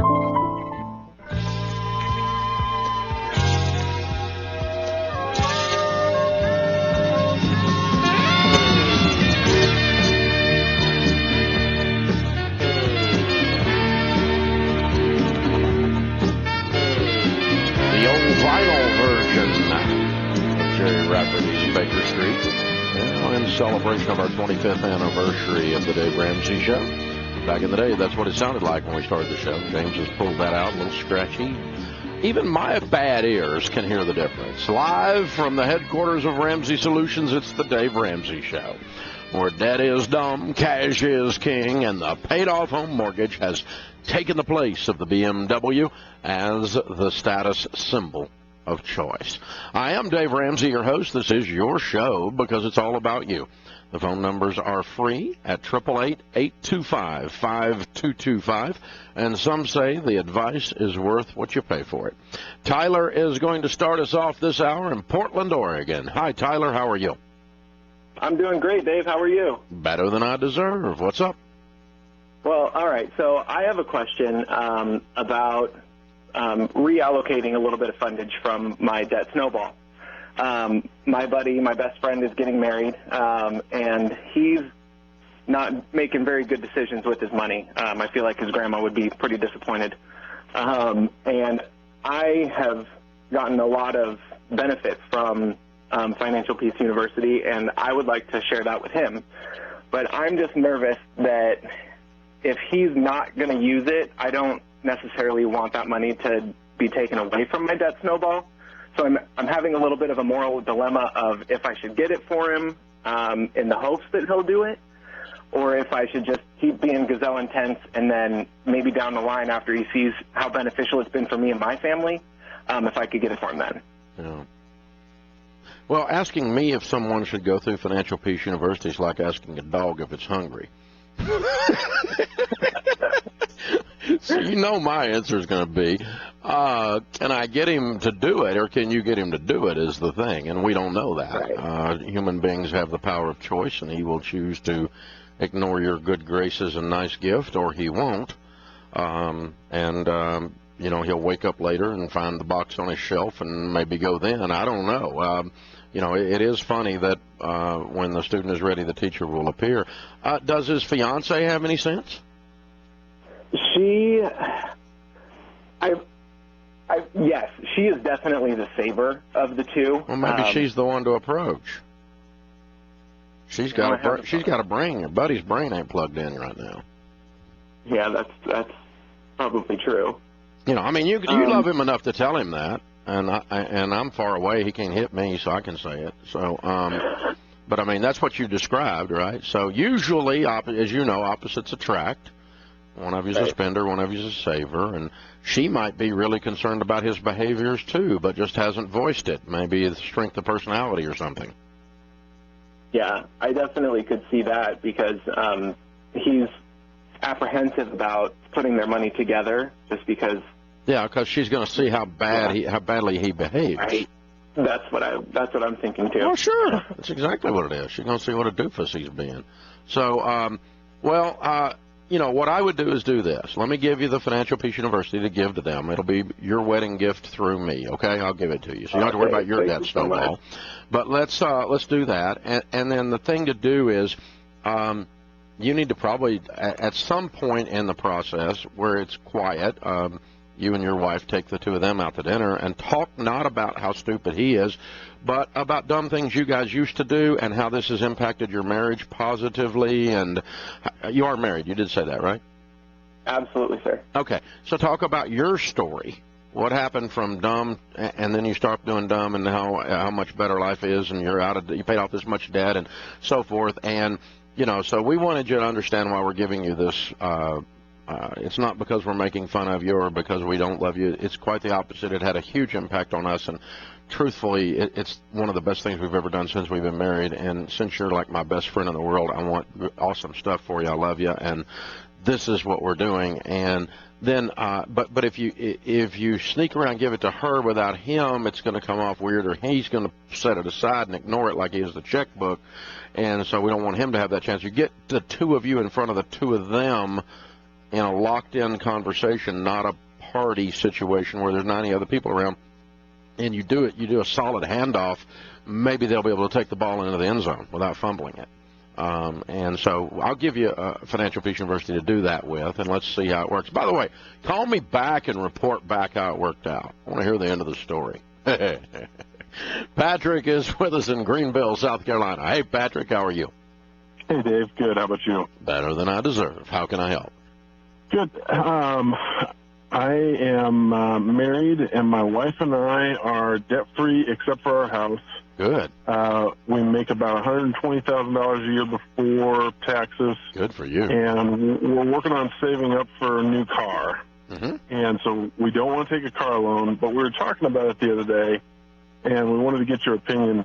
is there ever a situation in which you would lease a car? No. And if no, never. Never. It is the most expensive way to operate a vehicle, according to Smart Money Magazine, Consumer Reports, and my calculator. When you run the numbers out, your cost of capital on it is somewhere around 14%, translation your interest rate, on average.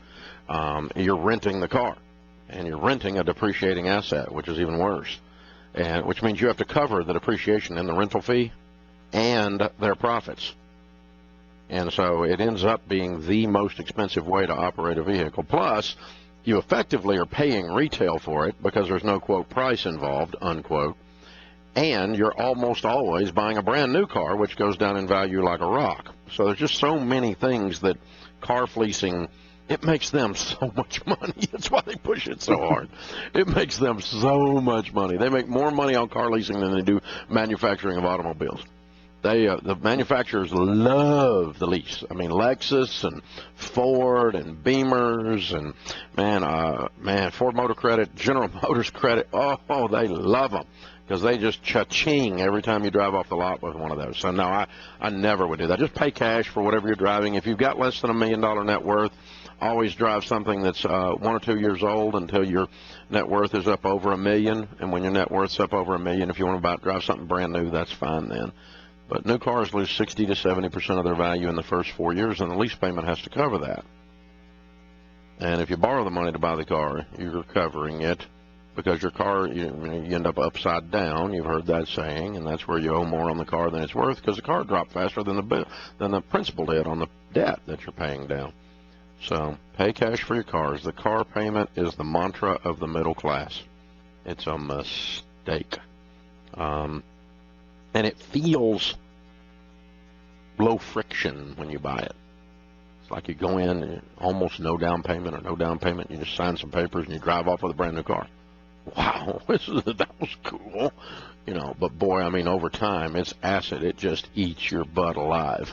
And when you run out the numbers, that's what it amounts to. Just horrible, horrible product.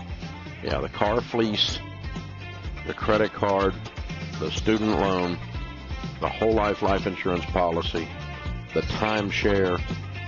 These are like the list of top 10 stupid things that humans do with money and cause you to be broke.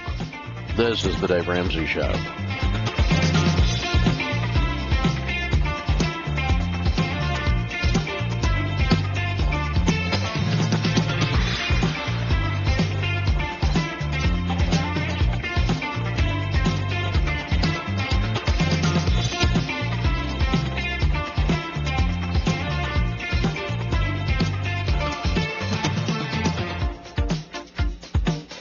Did you know the timeshare industry reported $8.6 billion in sales in 2015? $8.6 billion! And from 2014 to 2015 alone, the average timeshare maintenance fee went up 8.4%. Folks, that's real money you could have been using to pay down your debt, not add to it. If you're sick and tired of paying for a timeshare you just don't use or can't use anymore, get out. Call the only people I trust, Timeshare Exit Team, the industry leader who has exited thousands of my listeners safely, legitimately, and permanently, and they can do the same for you. Visit them at timeshareexitteam.com. Schedule your free consultation with your local expert in a real office, not a hotel room like the other guys.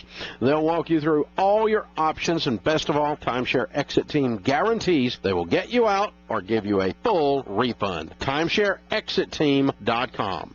Christians have an alternative to overwhelming health insurance costs. Christian Healthcare Ministries, the original healthcare sharing ministry, satisfies its members' Affordable Care Act eligibility. Christian Healthcare Ministries isn't insurance. It's 70% less expensive than the national health insurance average. Christian Healthcare Ministries is a Better Business Bureau A+ accredited charity. To learn more, visit chministries.org. That's chministries.org. Christian Healthcare Ministries is a proud sponsor of Dave Ramsey Live events. Shanna in Buffalo is 32 and struggling financially. She wants more for her life, but doesn't know where to start. Well, Shanna, I want you to check out my friends at Career Step. Career Step offers training to quickly prepare you for a career in healthcare with options to work from home. They also help with job placement, and if you enroll today, you may qualify for a free laptop or up to $400 off your tuition. Visit CareerStep.com/Dave for details. CareerStep.com/Dave. Erie's News Talk Station, Jet Radio, 1400. Every day, the men and women of the United States Marine Corps demonstrate their commitment to defend the American way of life. Since 1775, wherever the mission takes us, we always remember the land we call home. As Marines, we take a stand for our nation, for us all. The few, the proud, the Marines. The thought of my sons growing up without me inspired me to quit smoking. I talked to my doctors, and then I threw away all my cigarettes, ashtrays, and lighters. I started exercising instead of smoking. Getting support from friends online kept me on track. Staying away from alcohol when I was first quitting was key. Instead of smoking after I ate, I'd get up and take a walk. I missed having a cigarette in my hand, so I'd hold a pen or a straw, anything. Until I knew I wouldn't give in to temptation, I spent more time with my friends who didn't smoke. I went to places that were smoke-free. I didn't stay quit the very first time I tried. I kept on trying, and I learned something each time. Do whatever it takes. No matter how many times it takes. I quit. I quit. I quit. We did it, so can you. You can quit. For free help, call 1-800-QUIT-NOW. A message from the U.S. Department of Health and Human Services and CDC. Okay, so 5 tacos of cheese and a large soda, that's $10,012. Please drive around. Wait, 10,000 what? It's obvious you're buzzed and driving. I've only had a few. I'm fine. Yeah, the food's $12, but getting pulled over for buzz driving could cost you around $10,000 in fines, legal fees, and increased insurance rates. Please drive around. Actually, just park and come in. Nothing kills a buzz like getting pulled over for buzz driving, because buzz driving is drunk driving. Brought to you by the National Highway Traffic Safety Administration and the Ad Council.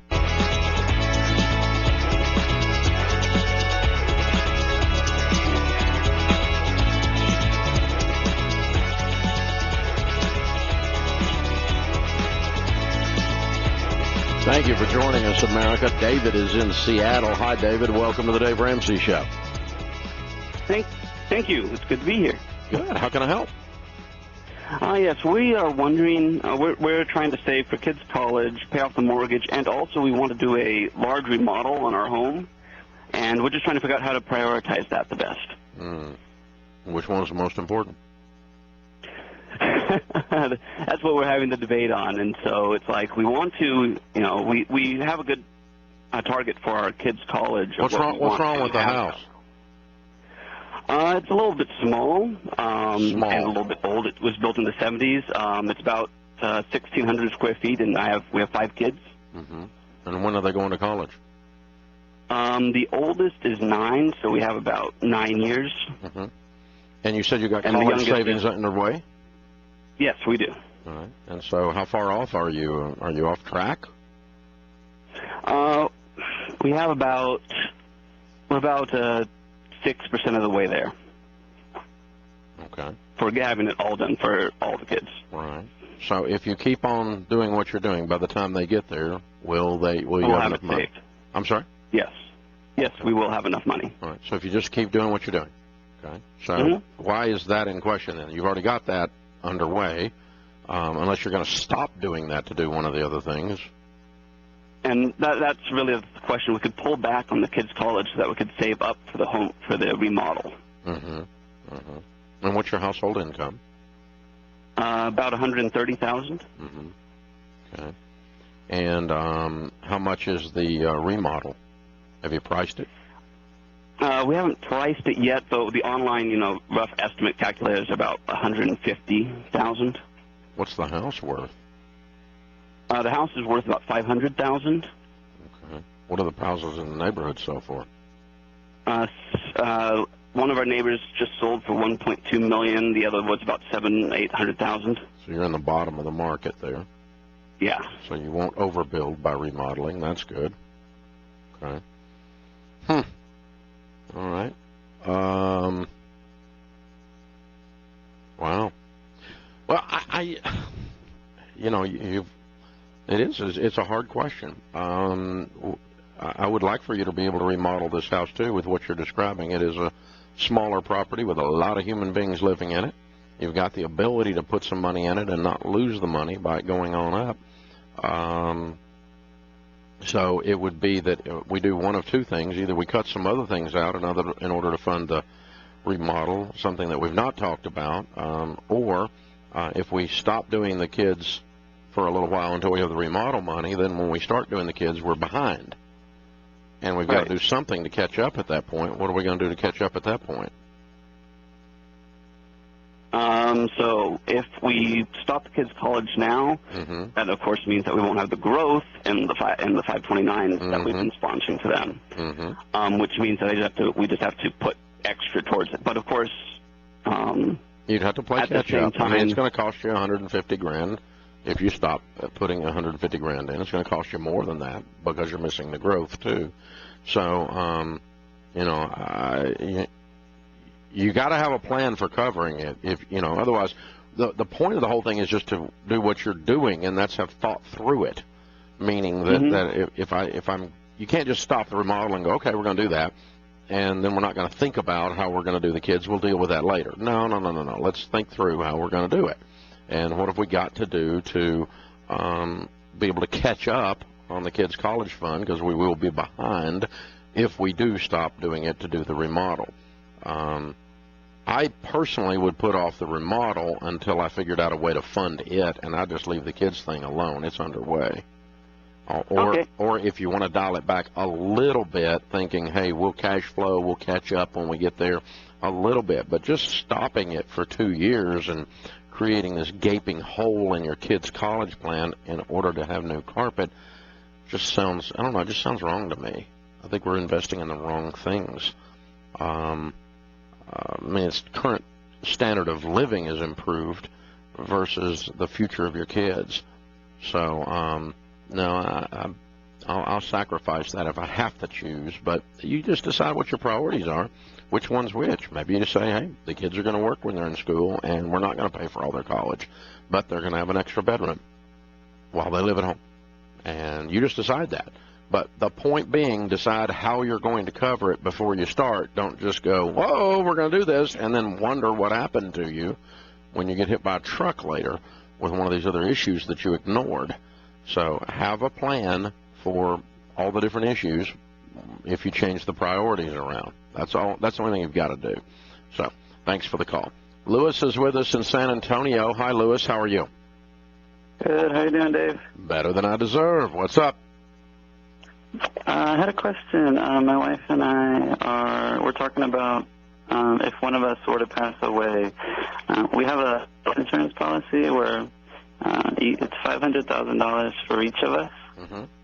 And we're just wondering, well, the question for you would be, what would we do with that? If, let's say, I passed away, does she invest it, or does she just put it in the bank and live off of it? How does she... Well, you put it in the bank and live off of it, you're going to burn through it. So you would either invest it or invest what's left after you paid off the debts, if you've got debts. But you invest it and then try to live off of the income. Let's say you invested it just for round numbers' sake and just pretend that you got 10% on $500,000. Then you'd have $50,000 a year coming in without touching the $500, right? Yeah. And where would she invest it? I recommend good mutual funds. That's what I do. And and that's what I've told, Sharon, if something happens to me, put this in mutual funds and good growth stock mutual funds where it'll create a good, strong income for you off of that money without having to touch the goose. You just only cash the golden eggs. You don't kill the goose, right? And the goose is the principal that you put in there, and you live off of whatever income it creates. Okay. And then... That's why we say 10 to 12 times your income on you and 10 to 12 times her income on her. Okay. Well, she's a stay-at-home mom, but I just went ahead and just matched mine. Yeah, So that's I fine. did the $500,000. Yeah, because if something happened to her, you'd have to hire Mary Poppins, right? Yeah, no, I would definitely stay home if she were to pass away, and then I would do the same thing. I would invest it and live off of it. What about as far as like the kids? I have 4 kids, and then going to college. If one of us were to pass away and we're living off of $50,000 a year, is that enough to save for college? Okay. If it's not, then you don't have enough insurance. What is your income? About $45 a year take home. Yeah, you're in pretty good shape then. And so, but yeah, if you can save for college on your 45 take home, then you can save for college on 50,000 income off of 500 invested. So if you can't save for college now, then you've got another issue. But if college is not magically done. And again, if you want to buy more insurance just to take care of that, you can buy more insurance and take care of that. It's not any harder than that. The good news is it's not very expensive. That's why we recommend Xander Insurance and have for, goodness, coming up on 20 years now. And, go to XanderInsurance.com, folks. I mean, you put your stuff in there in about like 13 seconds. It gives you how cheap term insurance is. 15-year, 20-year level term insurance. You need about 10 to 12 times your income on you. You take that and invest it. If something happens, and it replaces the income that you would have created, while you were living, and that's what we're doing. So that works. And again, you people out there in your 20s and 30s and 40s, it doesn't cost anything. It's ridiculously inexpensive. And so, Lewis, in your case, if you're, feel like your 500's coming up short, pick up a couple hundred more. It doesn't cost that much. It really doesn't cost that much. This is the Dave Ramsey Show.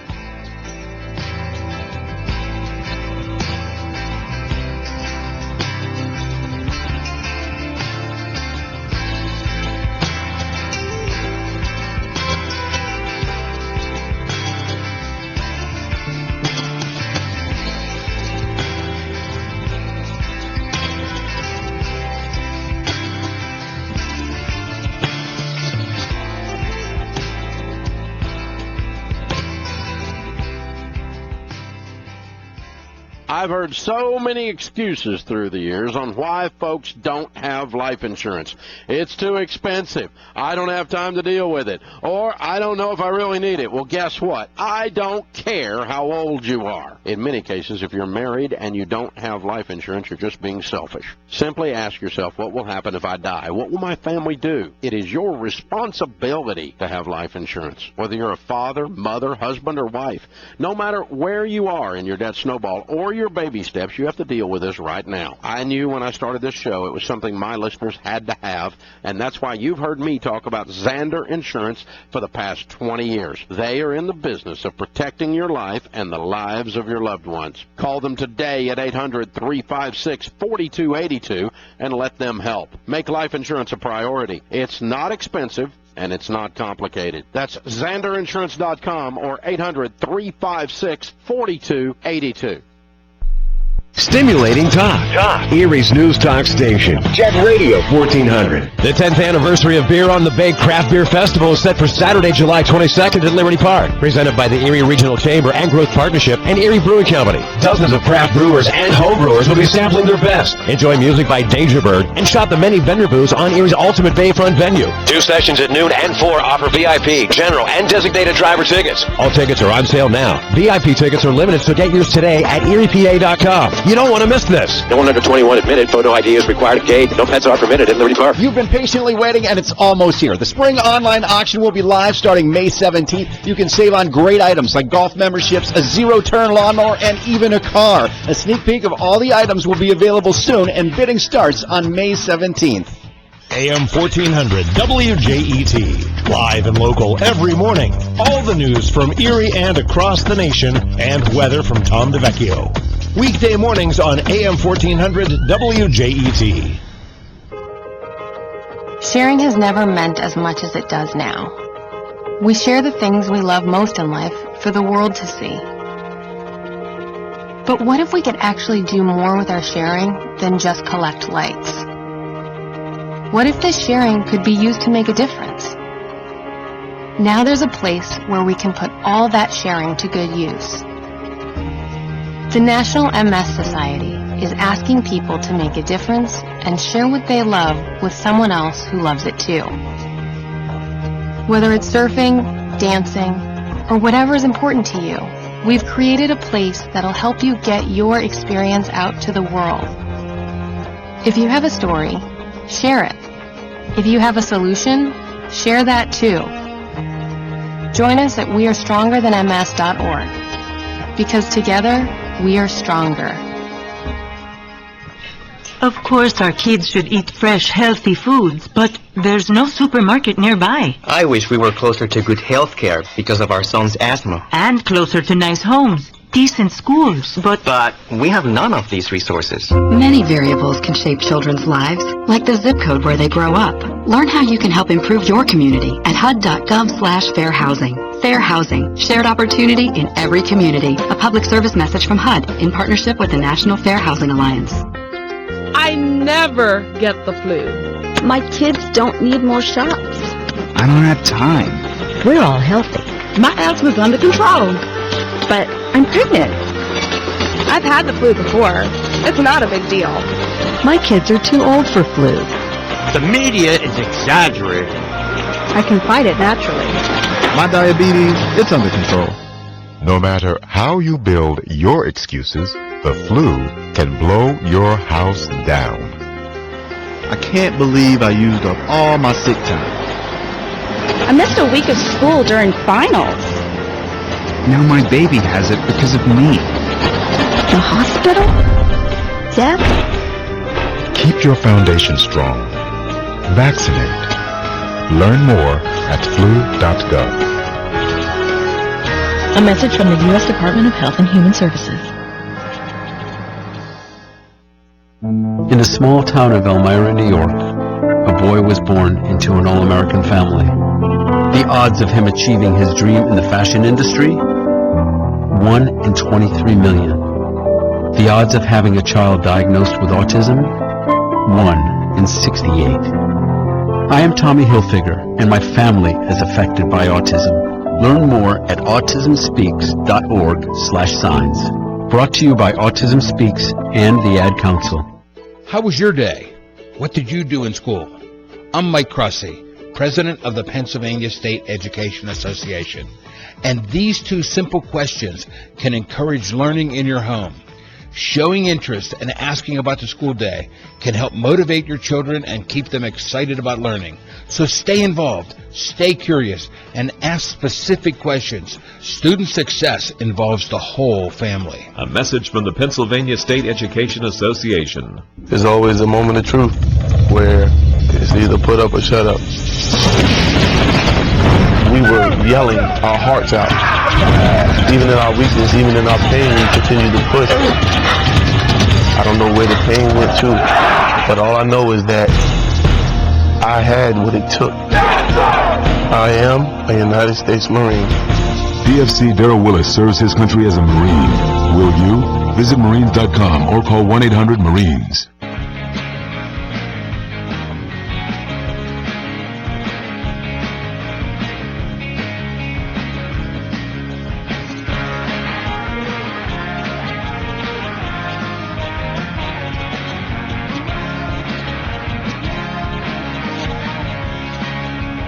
In the lobby of Ramsey Solutions, Aaron and Anastasia are with us. Hey, how are you guys? Hey, good. How are you? Welcome, welcome. Where are y'all from? Indiana. What part? Rushville. It's by Kokomo. Okay, cool. Well, good to have you guys. Welcome. And you're here to do a debt-free scream in Nashville. Yes, we are. I love it. How much have you paid off? $67,784. All right. And how long did that take you? 20 months. Way to go. And your range of income during that time? We started at 89 and went up to 98. Okay, cool. What do you guys do for a living? I'm in excavation, job site superintendent. Mm-hmm. And I worked at the office, did bookkeeping at the same company. And then I started my business and I quit my job. It was actually about a year ago, almost exactly a year ago. Okay, cool. Pull your microphone up in front of your face so we can hear you. There you go. Oh, good. It's okay. Better? Yeah, perfect. Okay. Thank you. So, very cool. So what started you guys on this journey 20 months ago? Actually, your podcast. I was big on podcasts. I listened to a lot of business podcasts. Mm-hmm. And at the time, we were very struggling pretty bad with our finances. And I stumbled upon your podcast, and it started the journey. Wow. We already had your book, but we just never read it. That's happened before. Makes a good coaster for your drink when you're sitting on the coffee table. Very cool. Very cool. So Aaron, Anastasia comes in with this bright idea after listening to this crazy guy on a podcast. What did you say? I finally read the book when we were struggling real bad, and I mean, it was pretty simple and straightforward, but it took reading it and, to apply it. Yeah, and sometimes you get back into a corner. You gotta paint your way out, don't you? Yep. Yeah, very cool. Good. So, what do you guys tell people out there the key to getting out of debt is? Because you paid off $68,000. That's impressive. Budget. Absolutely. And getting on the same page. It was big because before I was doing all our finances, and he had no idea where we are at, and I was the only one struggling. Really, it was very hard to just carry it all by myself, So you were trying to boss him around? Pretty much. I started bossing him around after I heard your podcast and tried to get on the same financial plan. I love it. The podcast helped to persuade him. Good. Well, obviously you got a hard-working guy here, and the two of you figuring out that you work together is how you win. That's a big deal, isn't it? Yes. Yeah, very cool. Good for you guys. Very well done. What was the hardest part of the last 20 months? Saying no to things that, we like to travel a lot, and we did travel a lot during this time. Somehow we managed to pull it off. But the last trip, we were supposed to go to California for Christmas, just like this last December. And we said no to that trip because that was the last few $1,000s we're supposed to pay off, and we wanted to be debt-free by the end of the year. And we canceled it. It was hard. Yeah, it is hard. Was it worth it? Yes, absolutely, 100%. Definitely worth it, because we're going back to California in June. There you go. And California's still there. They didn't move it, so they didn't. In good shape. Yeah. Yep. Good deal. Well, that's cool, you guys. Will you ever go back in debt? No. I hope not. You're done. I'm so glad we learned this lesson early in life. I hear you. You guys are rock stars. Way to go. I'm proud of you guys. Well done. Very well done. Thank you. Good story and good people. Good stuff. We've got a copy of Chris Hogan's book for you, which is called Retire Inspired, #1 best-selling book. And that's the next chapter in your story. Become millionaires. Awesome. And, thank you. Be outrageously generous along the way, and be calling back in here telling us how to be a millionaire next, okay? All right, thank you. Will do. Good deal. All right, Aaron and Anastasia from Indianapolis, Indiana area, $68,000 paid off in 20 months, making $89,000 to $98,000. Count it down. Let's hear a debt-free scream. 3, 2, 1. We're debt-free!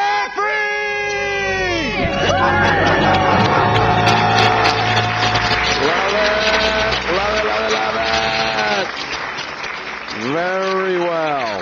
Very well. This is how it's done right here. Man, fabulous. Open phones this hour at 888-825-5225. You jump in. We'll talk about your life and your money. Ben is with us in New York City. Hey, Ben, how are you? Hi, Dave. I'm good. How are you? Better than I deserve. What's up? I have a question about the whole life insurance. I have a whole life policy now that I would like to stop. I am going to have a sleeve surgery in a couple of weeks. My question is, I can't make a term policy now because of the sleeve. They won't accept me. Right. So my question is, after the sleeve surgery, should I stop the whole life policy right away, or wait a couple of months till I lose like 60 to 80 pounds? And then do the life insurance, the term life insurance, and cancel the whole life, because then I would get a better rate on it. Right. You need to get the better rate. You need to have term insurance in place before you cancel whole life. We don't want the boat to leave the dock and you end up in the water. So we want to make sure everything's pulled up right snug. Pull the boat up right next to the dock, meaning have your term insurance in place be in your hand, the policy in your hand, issued to you before you cancel any other insurance. Never cancel life insurance until you have the replacement insurance in your hand. And especially in situations like you're facing, oh, my goodness. I mean, we don't think anything's going to happen to you. I think you're going to be all right. You think you're going to be all right. And that's certainly going to be the prognosis we're all going with here. But, you are going under the knife, buddy. And anytime you do that, you want to make sure you got everything covered here.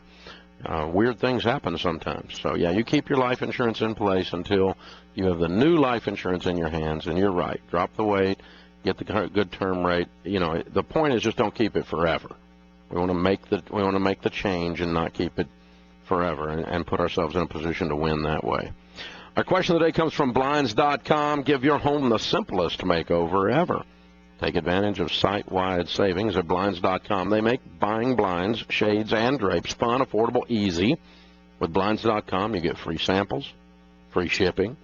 And with the new promos they run every month, you save even more. Use the promo code always at Blinds.com. The magic word, Ramsey.